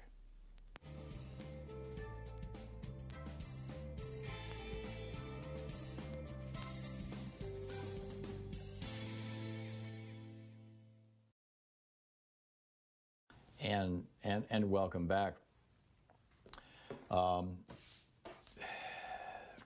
This is hot news, and this is apropos of what we were talking about day before yesterday. Gretchen Whitmer, excuse me.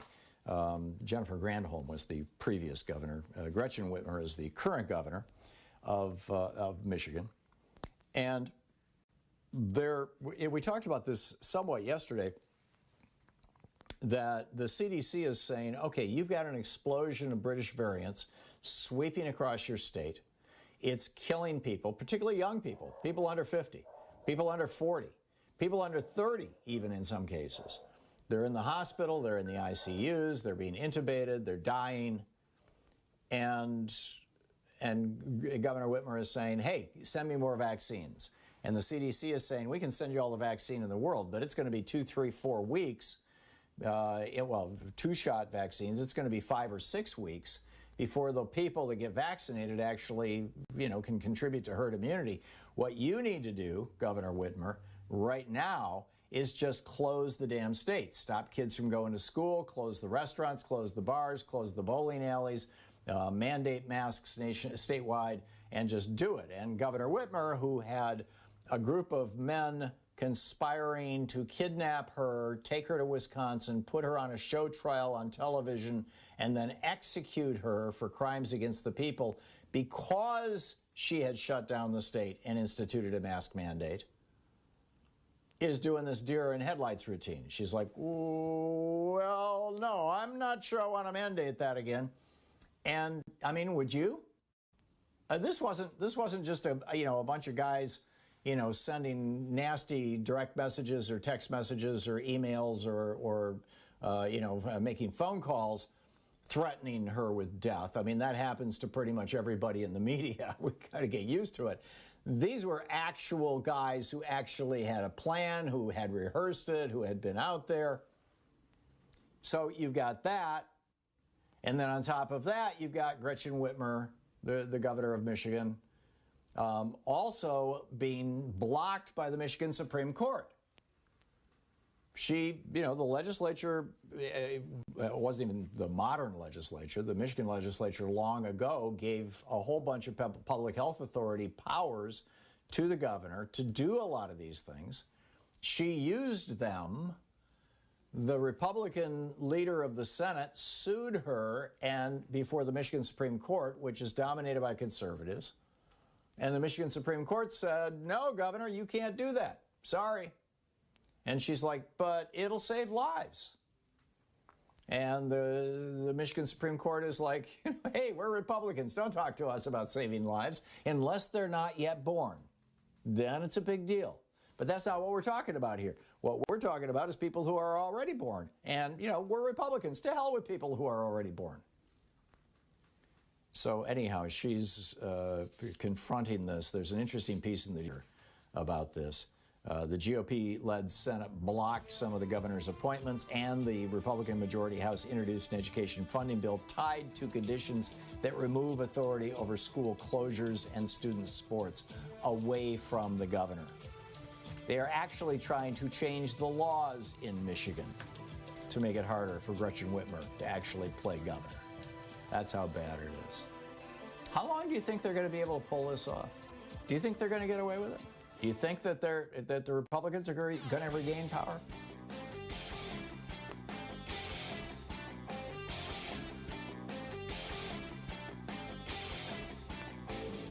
Missed my opening rant today? It's usually published over at HartmannReport.com, where you can read it and share it with your friends for free. Check it out, HartmannReport.com.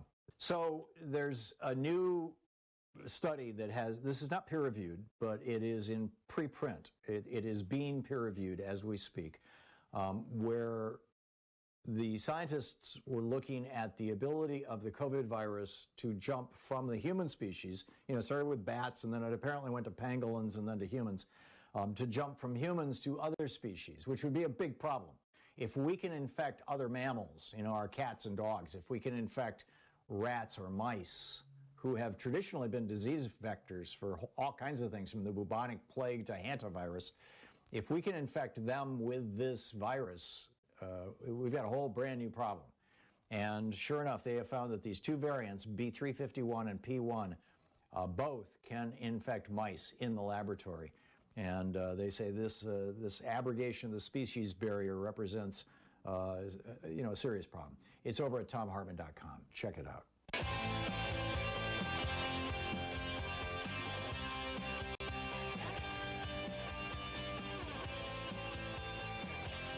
And welcome back. Thom Hartmann here with you. And, Liz Cheney, this is fascinating. Liz Cheney, we were speaking about Republicans just a minute ago. And will the Republican Party reinvent itself, or is David Jolly's brand new party going to be the thing? I'm frankly, all due respect to David Jolly, and I know he's been through the ringer, and he's made, a few substantial alterations in his own worldview, although he wasn't enthusiastic to share any of those in our short segment. Perhaps he can come back for a longer one. But here's an actual Republican who's in Congress, who is on the receiving end of Matt Gaetz and Donald Trump's vitriol. and is being called a rhino, a Republican in name only, and that's Liz Cheney. And she, all the buzz was, oh my God, Marjorie Taylor Greene, or Marjorie Trader Greene, as they like to call her, raised $3.2 million in the first quarter of the year, which is a mind-boggling amount of money. A typical freshman typically raises around $500,000, maybe $250,000 in their first quarter. Well, Liz Cheney raised $1.5 million. And so, it's getting there. And it's remarkable. Meanwhile, as I was just mentioning a moment ago during the break, I keep wanting to call Governor Whitmer Jennifer. I'm thinking of Jennifer Granholm. Gretchen Whitmer, Governor Gretchen Whitmer says she will not cede her emergency powers to the legislature. And this has been going on for a while, by the way, that the Republican-led Senate in Michigan tried to block her political appointees. And what they were holding hostage was an education funding bill. And what they wanted in that funding bill was that she could no longer close schools. And then you get the state Supreme Court on board on October 2nd. This is last year, the governor began issuing similar epidemic orders through the Department of Health and Human Services to kind of get around this. She said, it's really hard to have a thoughtful conversation about the work that we need to do as a state and to keep people safe if we're not operating off of facts. And what she's talking about is the Republicans saying, it's just like the flu, it's no big deal, just go out and get sick, why worry, be happy. And my question to you is, how long is this going to last? I mean, I'm watching a Republican Party that has basically two groups that are still hanging on to it. It has the Koch network and affiliated right-wing billionaire groups that pour massive amounts of money into it. The Koch network itself has more employees and a bigger budget than the RNC. So really, they could rebrand themselves as the RNC, except I think they're a little upset with Donald Trump, too.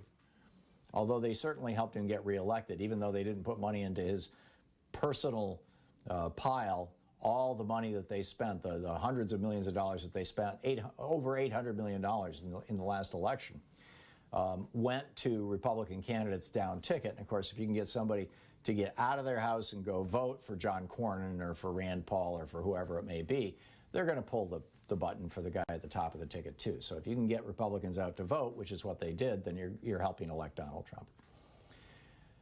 But will the Republican Party go down in flames? I mean, or will it successfully turn into a fascist party?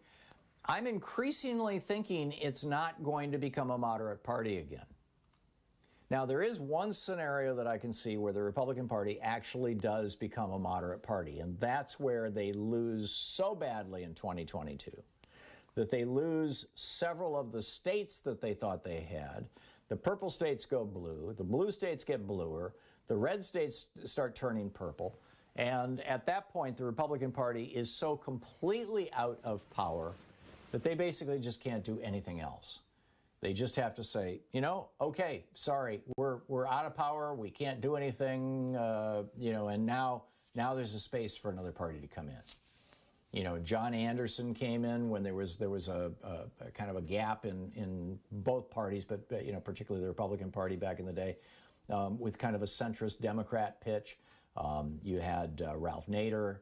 When the Democratic Party was kind of, waffling after Bill Clinton's presidency, after he gave in to the Republicans over and over and over again. This is back when Democrats thought that's what they had to do. Joe Biden has thankfully learned the lesson that that's not necessary. But I frankly am very skeptical about third parties and third party efforts. But I do see the Republican Party going these one of three ways. Either it crashes and burns, and that's the end of it, like the Whigs in the 1820s, or it crashes and burns, and what comes out of that is people like Liz Cheney and Mitt Romney take it over, and it goes back to being basically the party of war hawks and deficit hawks and, big corporations, but not opposed to democracy itself, willing to fight the good fight, but not openly fascist. Or the third option is that the Republican Party prevails, that they get a big shot in the arm, that they get big help from foreign oligarchs or from, American oligarchs, and suddenly the GOP is once again a force to deal with in Congress. Which direction do you think it's going to go? We'll be back. I'll pick up your calls right after this break. You're listening to the Thom Hartmann Program. Call 202-808-9925. 28 minutes past the hour, 202-808-9925. We'll be back.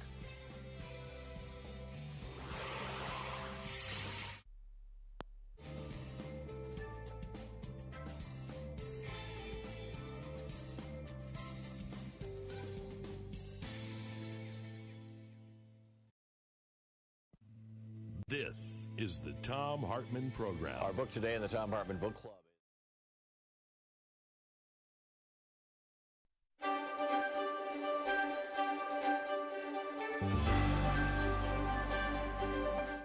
The Thom Hartmann University Book Club today, we're reading from the Strip and Flip Selection, as opposed to Election, of 2016, 5 Jim Crows and Electronic Election Theft, by Bob Fitrakis and Harvey Wasserman.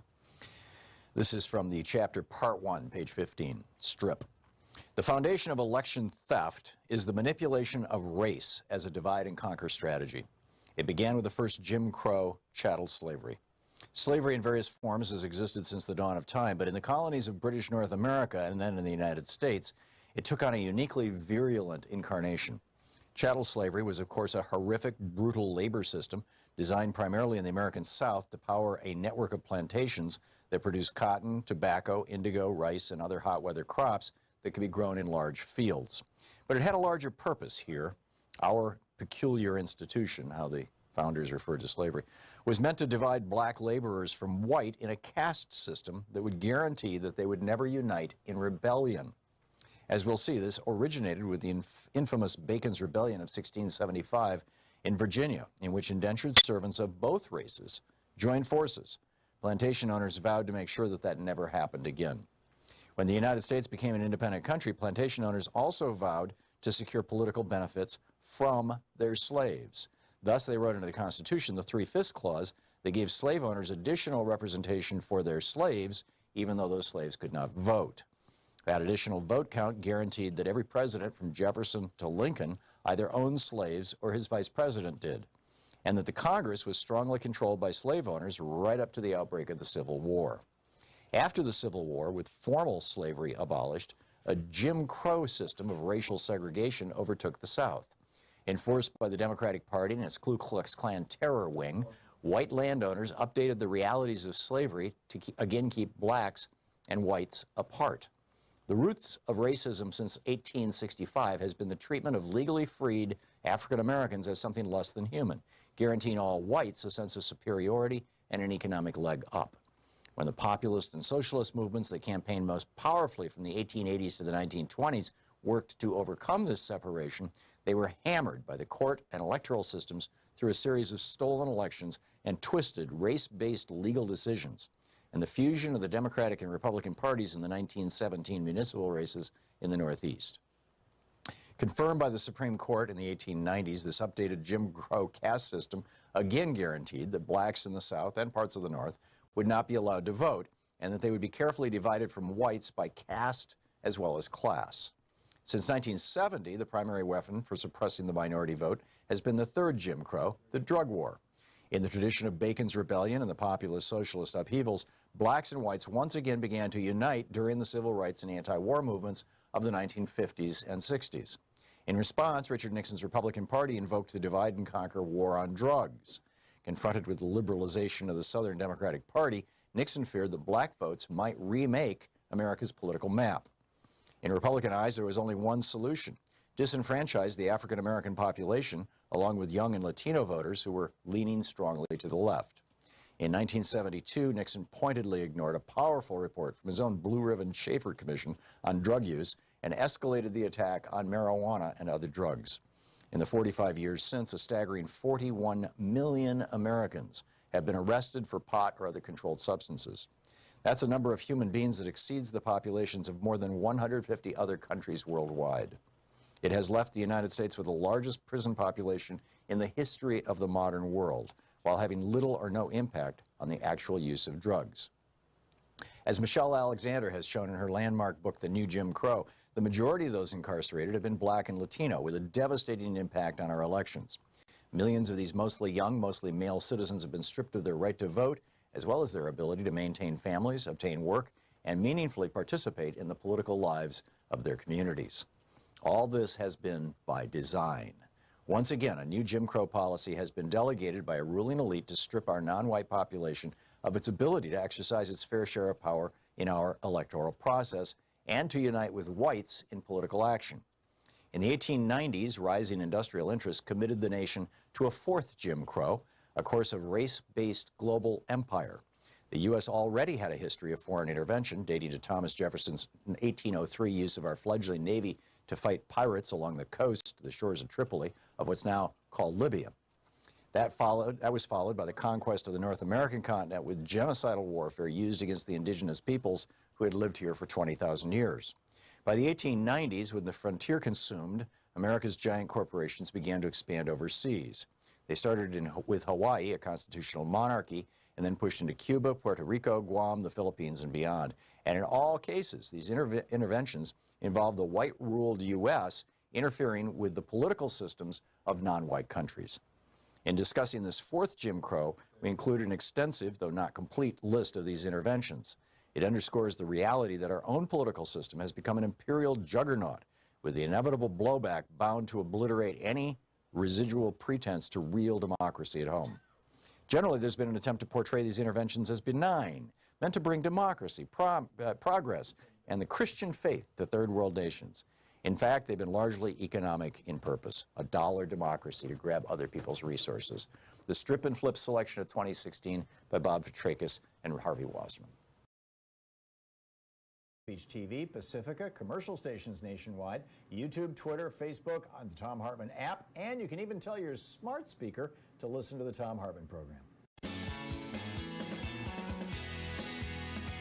Welcome back. 34 minutes past the hour. Thom Hartmann here with you. And boy, you know, Michigan is such a... I was talking about Gretchen Whitmer before the break. One of my very best friends, longest friends, actually, we used to call him Java Man back in the day, lived in East Lansing. He was going to college when I was living there. And in fact, I lived in a house that he owned for quite some time. And we kept in touch over the years. And he's been down in Mexico for a couple of weeks and sent me a note that he's flying back to Michigan. And I'm like, whoa, you know, you're flying right in. And he couldn't get a vaccine in Mexico. And I'm like, yo, man, please be careful. Double masked, you know, don't even take it off to eat or drink. I mean, just dehydrate yourself. Just get there safely.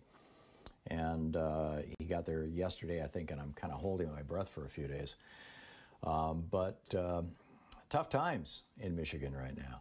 Speaking of which, Matthew in Grand Rapids, Michigan. Hey, Matthew, thanks for listening. What's going on in Michigan?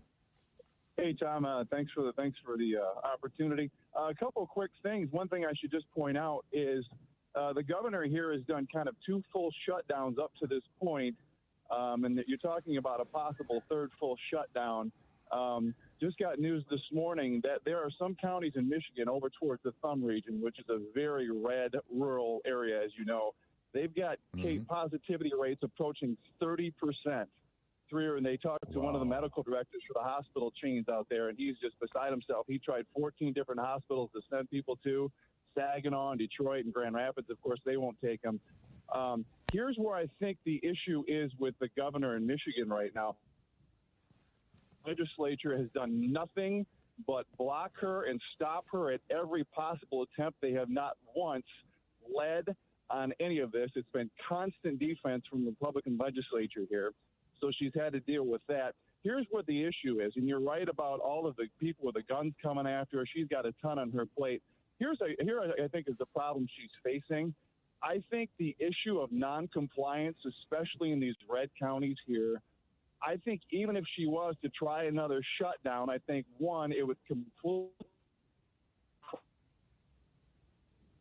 crazy. Matthew, your phone just went kaflooey. Try that sentence again. One, it would what? I was going to say, I'm afraid that if she was to do another lockdown, it would do one of two things. One, it would exacerbate the crazy right-wingers who threatened her life the first time and make them that much more emboldened. And number two, I don't think even if she was to fully shut down again, Tom, there's a third of this state that's not even going to comply regardless of what that woman says the right thing is to not or do or not do. So I think she's faced with two problems there. Non-compliance is going to be huge. If she shut everything down, I think people still would not follow the rules and just do whatever the heck they wanted here. Just what I'm seeing on the ground here in Michigan. Aren't Republicans killing off their own kind?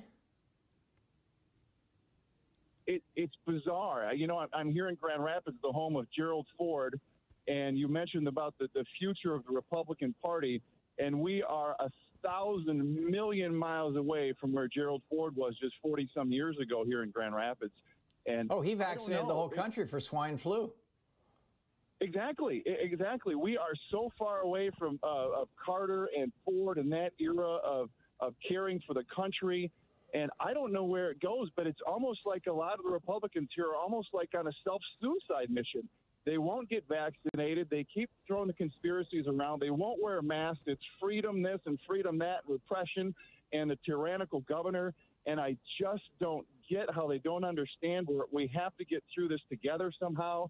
And the governor's in a really tough spot. I do not envy her, but the legislature has done nothing and continues to just throw up roadblocks. I don't have the answer, but she's in a really tough spot. So you're right. And if I had somebody threatening my life, I'd be on the fence, too, about shutting down again. I mean, they got close. They got real close the first time. Yeah. And it won't go away when she leaves office either, which is the saddest part of it all. Matthew, thank you. Thanks for the report from Michigan, from the town where I was born. I appreciate it. It's great to hear from you. Thank you. Ray in Chicago. Hey, Ray, what's on your mind? Hi, Ray. Lord, Tom. I was listening to your show on my way to my uncle's funeral, and I'm in line to get to Sorry to hear that. Thank you.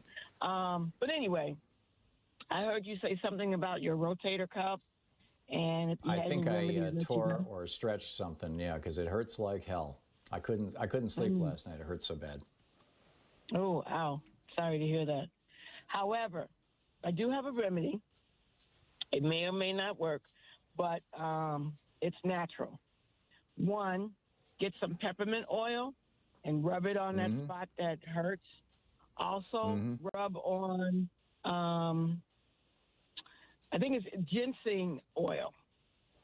And there's a remedy called, there's a product. It's like a lotion, but the name of it is The Rub. That's it. Rub that on it, and that should help. Okay. Ray, thank you. There's somebody on Twitter suggested Blue Emu, which I've never tried before, but I have a feeling I may be trying all these things. I had a frozen shoulder about 10 years ago, and it seemed to go through the same process, just insane screaming pain that feels like there's a couple of small muscles torn in the back for a couple of days, and then it just turns into this giant throb and freezes up your shoulder for 6 months. We'll see. I hope that's not the case. Ray, thank you for the call. It's great to hear from you. I appreciate your help. Chris in Brooklyn, New York. Hey, Chris, what's up? Yeah, Tom, good luck with that. I got no advice for your shoulder. Time will tell. I got a happy COVID story for you, okay? Okay. On the 23rd of last month, I went and I got my COVID shot, right? 5 days later, I have a bad fever overnight, 102 degrees, whatever. I track it. 3 days later, I walked down the block to, I live in New York City. So about a year ago, they set up COVID testing centers around the city. And there's one nearby me about a mile away. So I go there, and 10 minutes later, I walk away, I got a PCR test. And then the next day, I get a thing in my email telling me, you got COVID, congratulations. Two options come up from the city. Do you need to stay in a hotel, or do you need food? Because from that day, you have 10 days forward where you don't go out. You're quarantined. Right. So every day I get a text from the city that's asking about my condition. And I answer back. And I'm tracking it on my end, and it's going back and forth. I talk to my doctor. My doctor says, I think maybe you're getting a palliative effect from this. It's helping you out. because between Sunday, Monday, Tuesday, Wednesday, by the time I went and got the COVID test, my temperature went from 102 to basically stuck around 100 for about a week or 9. And, so you think the vaccine gave you some protection? Is that the bottom line, Chris? Yeah, it gave me some protection. I'm getting the food deliveries. I tried to get my second shot 2 days ago, but the pharmacist there told me to come back next week because I was too close to the date. The second one, I was filling out the form on the pad.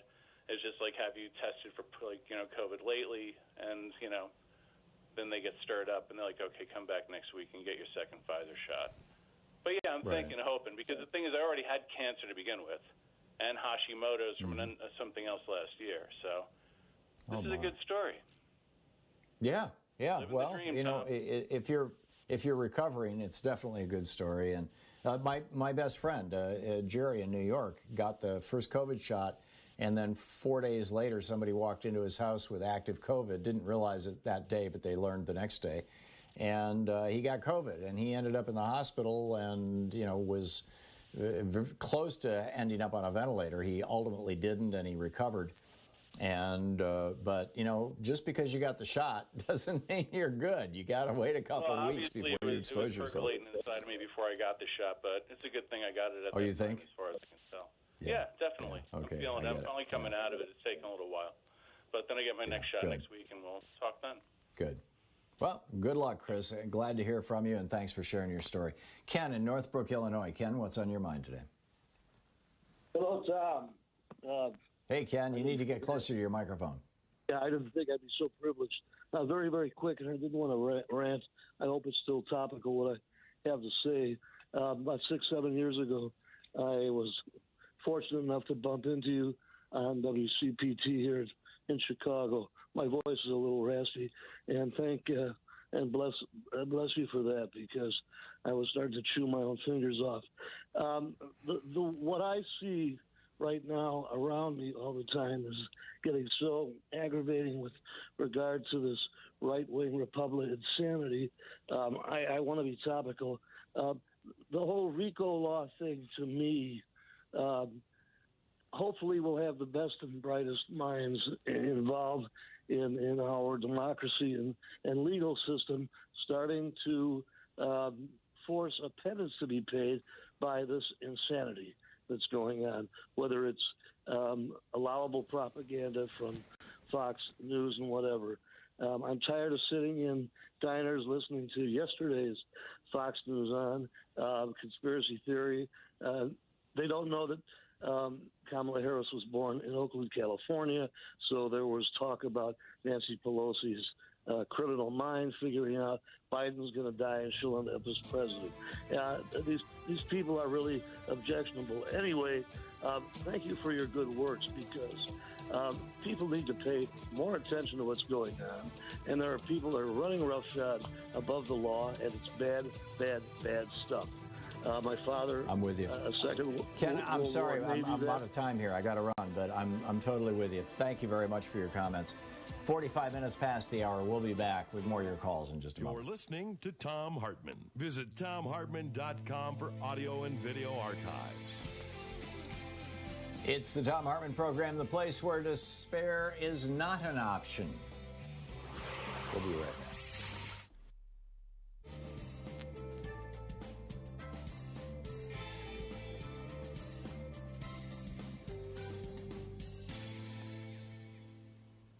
And welcome. Paul in Benton, Pennsylvania. Hey, Paul, what's on your mind? Thanks for watching Free Speech TV. Yeah, hi, Tom. I just wanted to say I got my second dose of Pfizer vaccine this morning. And in regards to your question about the direction of the Republican Party, I think they're going to go full-blown fascist. And the reason I say that is a couple weeks ago you had a caller from Arkansas talking about all the Trump signs in people's yards and everything. And then you just had a couple callers ago from Grand Rapids explaining what was going on up there. And I'm seeing the same thing here in Pennsylvania, and I'm getting the feel of the same attitude. These people, they're not saying a lot, but you could just tell they're seething. I mean, they're just burning. They're chomping at the bit, ready to go for 2022. And if you remember, back in 2020, they were talking, blue tsunami, we're going to take the House and the Senate and everything else. And we never picked up those Senate seats that we were supposed to. We only got those 2 in Georgia, and that was a squeaker. And, we lost seats in the House. So these people they're emboldened. We have the governor's got the same problem here. We have restaurants that never, ever complied with the shutdown. And, Pennsylvania is one of the states, the 5 states that has, 44% of all the COVID cases in the country out of those 5 states. Pennsylvania is one of them. We got 6,000 cases a day new, and as every day goes by, there's more and more people not wearing masks. You ride by restaurants, the parking lots are full. I have a feeling that, these people are so empowered and everything that, Democrats might lose the House and and that, 1 vote margin in the Senate in 2022. Yeah, we can't take anything for granted, and they are organizing. I mean, they're organizing below the what would you call it? The event under horizon. the radar. Yeah, they're under the radar. You've got a lot of this is going on Telegraph, on Parler, in private groups on Facebook. I'm seeing the trolls pop up with greater frequency over on Twitter. People who clearly are either not Americans, or if they are, they're either very bizarre in their thoughts or they're being well paid. I just do you think that Pennsylvania is right on the edge? You've got a Democratic governor and statewide offices. You've got a bunch of Republicans who basically control your legislature because of gerrymandering. Do you think you're going to lose Pennsylvania? It's a possibility. John Fetterman, who is our lieutenant governor now, he's going to run for Pat Toomey's seat in the Senate. Right. And I'm definitely going to support him. But, this is just a feeling I get. And like I said, just being on the ground and out and about and everything, and from what I'm seeing and what I'm experiencing, it's kind of like a lot with that fellow up there in Grand Rapids was talking about. I mean, I saw a parallel like right away to what he was talking about. Maybe it's not as bad here as up there, but it's critical, I'd say, nonetheless. Yeah, I totally get it. Paul, thanks. Thanks for the report from Pennsylvania. I appreciate it. It's great to hear from you, and you're welcome. And thanks for the straight scoop, as it were. A lot to be concerned about, which means that there's a lot of work we still have to do. We'll be back in just 1 minute.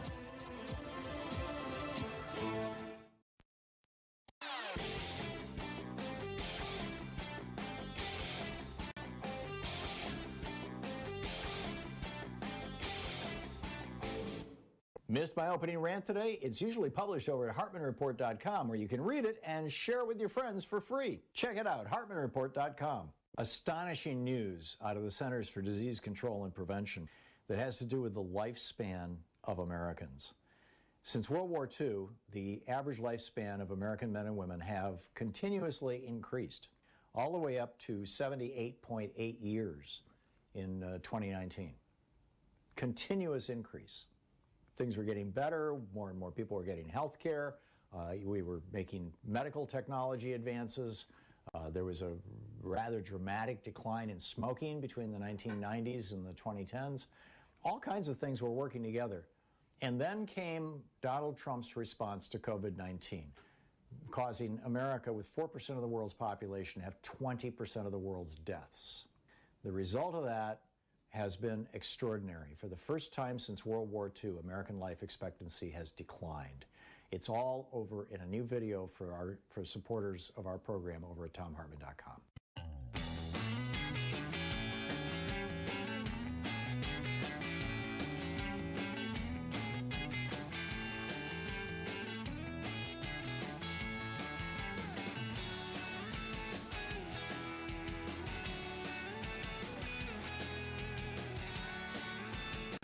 Thank you very kindly. 9 minutes before the hour, Thom Hartmann here back with you, and Mick in Seattle. Hey, Mick, you wanted to talk about the rivers, following up on Tom Kiernan? Yes, thank you, Tom. like to talk about the Columbia River because back in the late 70s, around 76, I drilled soil investigations for different geological firms. And so we did some core drilling on the Hanford Reservation to check out the fractured basalt that surrounded that the tanks were put in. And they wanted to find out if indeed they were fractured or not, and they turned out to be fractured. So water was leaking towards the tanks. The truth didn't come out, though, until much later that these tanks were leaking into the Columbia River. So, as you know, Fukushima is planning on doing the same thing, letting water out into the ocean here in the next couple of years. So I'm very concerned about, the crops that extract water out of the Columbia River to grow with. And I think we're not aware of the fact that, those that fish out of the Columbia River are eating fish that have been contaminated for quite some time, especially sturgeon. And this is radiation? Yeah, or radiation chemicals? Radiation from the From tanks. Hanford. From Hanford. It was kept quiet for quite a number of years, and finally the governor, I think it was Gregoire, that finally spilled the beans, that there was, in fact, leakage. And I'm surprised that this hasn't been more addressed. Yeah. It would be fascinating to know what the levels are and where and how they are. Have you seen any investigative reporting on this done recently, or is this kind of considered an old issue? Nothing recent. It's only an old issue because, like Fukushima, that doesn't get reported on. It's not like the virus. It's not if it doesn't bleed, it doesn't lead. So this is what I'm seeing is that it's let's just forget about it and sweep it under the rug kind of mentality. Yeah, I get it. Mick, thanks a lot for the call. I'll have to put that on my radar screen too. Maybe something to bring up with the people from Beyond Nuclear next time they're on. Harvey in Boca Raton, Florida. Hey, Harvey, what's up? I'm curious about military personnel refusing to take the vaccine. Right, about 40% of them among the Marines. Yeah, I was never given that option. That's because the vaccines that you got in basic training or subsequently, but typically they revaccinate everybody in basic training. Those vaccines were not on the emergency approval list. The emergency approval list, because a vaccine is on that list, all the mandatory vaccine laws no longer, do not apply to that vaccine. It has to be fully vetted, and these vaccines have not yet been. So once the CDC finally says, okay, Domini, Domini, Domini, you're a real vaccine, world without end, amen. Yeah. At that point, the military can force people to take a vaccine, but right now they can't. And because they play Fox News and all the PXs and stuff like that, you've got a lot of people who've been listening to the BS on Fox News and they're not taking the vaccine. Harvey, thanks for the call. Right now, 40% of the Marine Corps can't be deployed. Well, they can still be deployed. It's just it wouldn't be I don't know what kind of planning they're doing there because these people are not just a risk to themselves. They're a risk to anybody else that they come in contact with, including vaccinated people who still can get COVID. We haven't reached herd immunity yet. And so they won't get it as severely, but they could still get a stroke from it. They could still get heart damage from it. They could still get dementia from it. The 6 out of 10 people who get COVID, I think was the headline I saw yesterday, have erectile dysfunction as a result, and they don't know if this is going to last for the rest of their lives. You don't want to get COVID. And that's something that, for some reason, they don't seem to be talking about over on Fox News. Harvey, thanks for the call. Johan in Los Angeles. Johan, you got the last minute of the show. What's up? Talk about democracy. You just talked about half an hour ago. To protect it, is it more important to get rid of the filibuster or electoral college? Well, getting rid of the filibuster is something that can be done with 50 votes in the Senate. It's simply changing the Senate rules. Getting rid of the Electoral College is going to require amending the Constitution, either amending the Constitution, which requires 3/4 of the states and 2/3 of the House and Senate, or it's going to require another half a dozen states joining onto the Interstate Compact. And those states are all run by Republicans, so it ain't going to happen.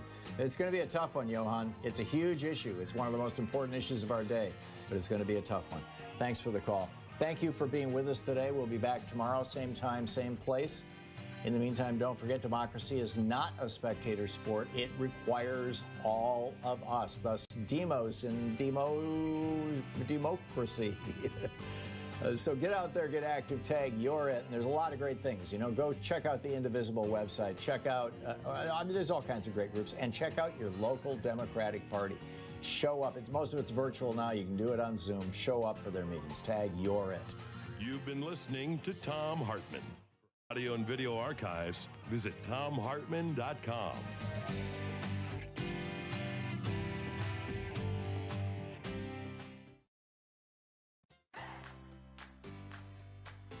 These companies support the Thom Hartmann Program. They are HelloFresh, the #1 meal kit delivery service. More information at hellofresh.com, code TOM. CB Distillery for sleeping and pain relief. More info at cbdistillery.com, code TOM. Annie's Kit Clubs, creativity delivered right to your door. More info is available at annieskitclubs.com/Tom. EasyFlow, personal air filtration system. Fresh air anywhere. More info at easyflowusa.com, code TOM. Masterclass with world-class instructors. More info at masterclass.com/Hartman. And Dinovite, only the best all-natural pet supplements. More info at dinovite.com.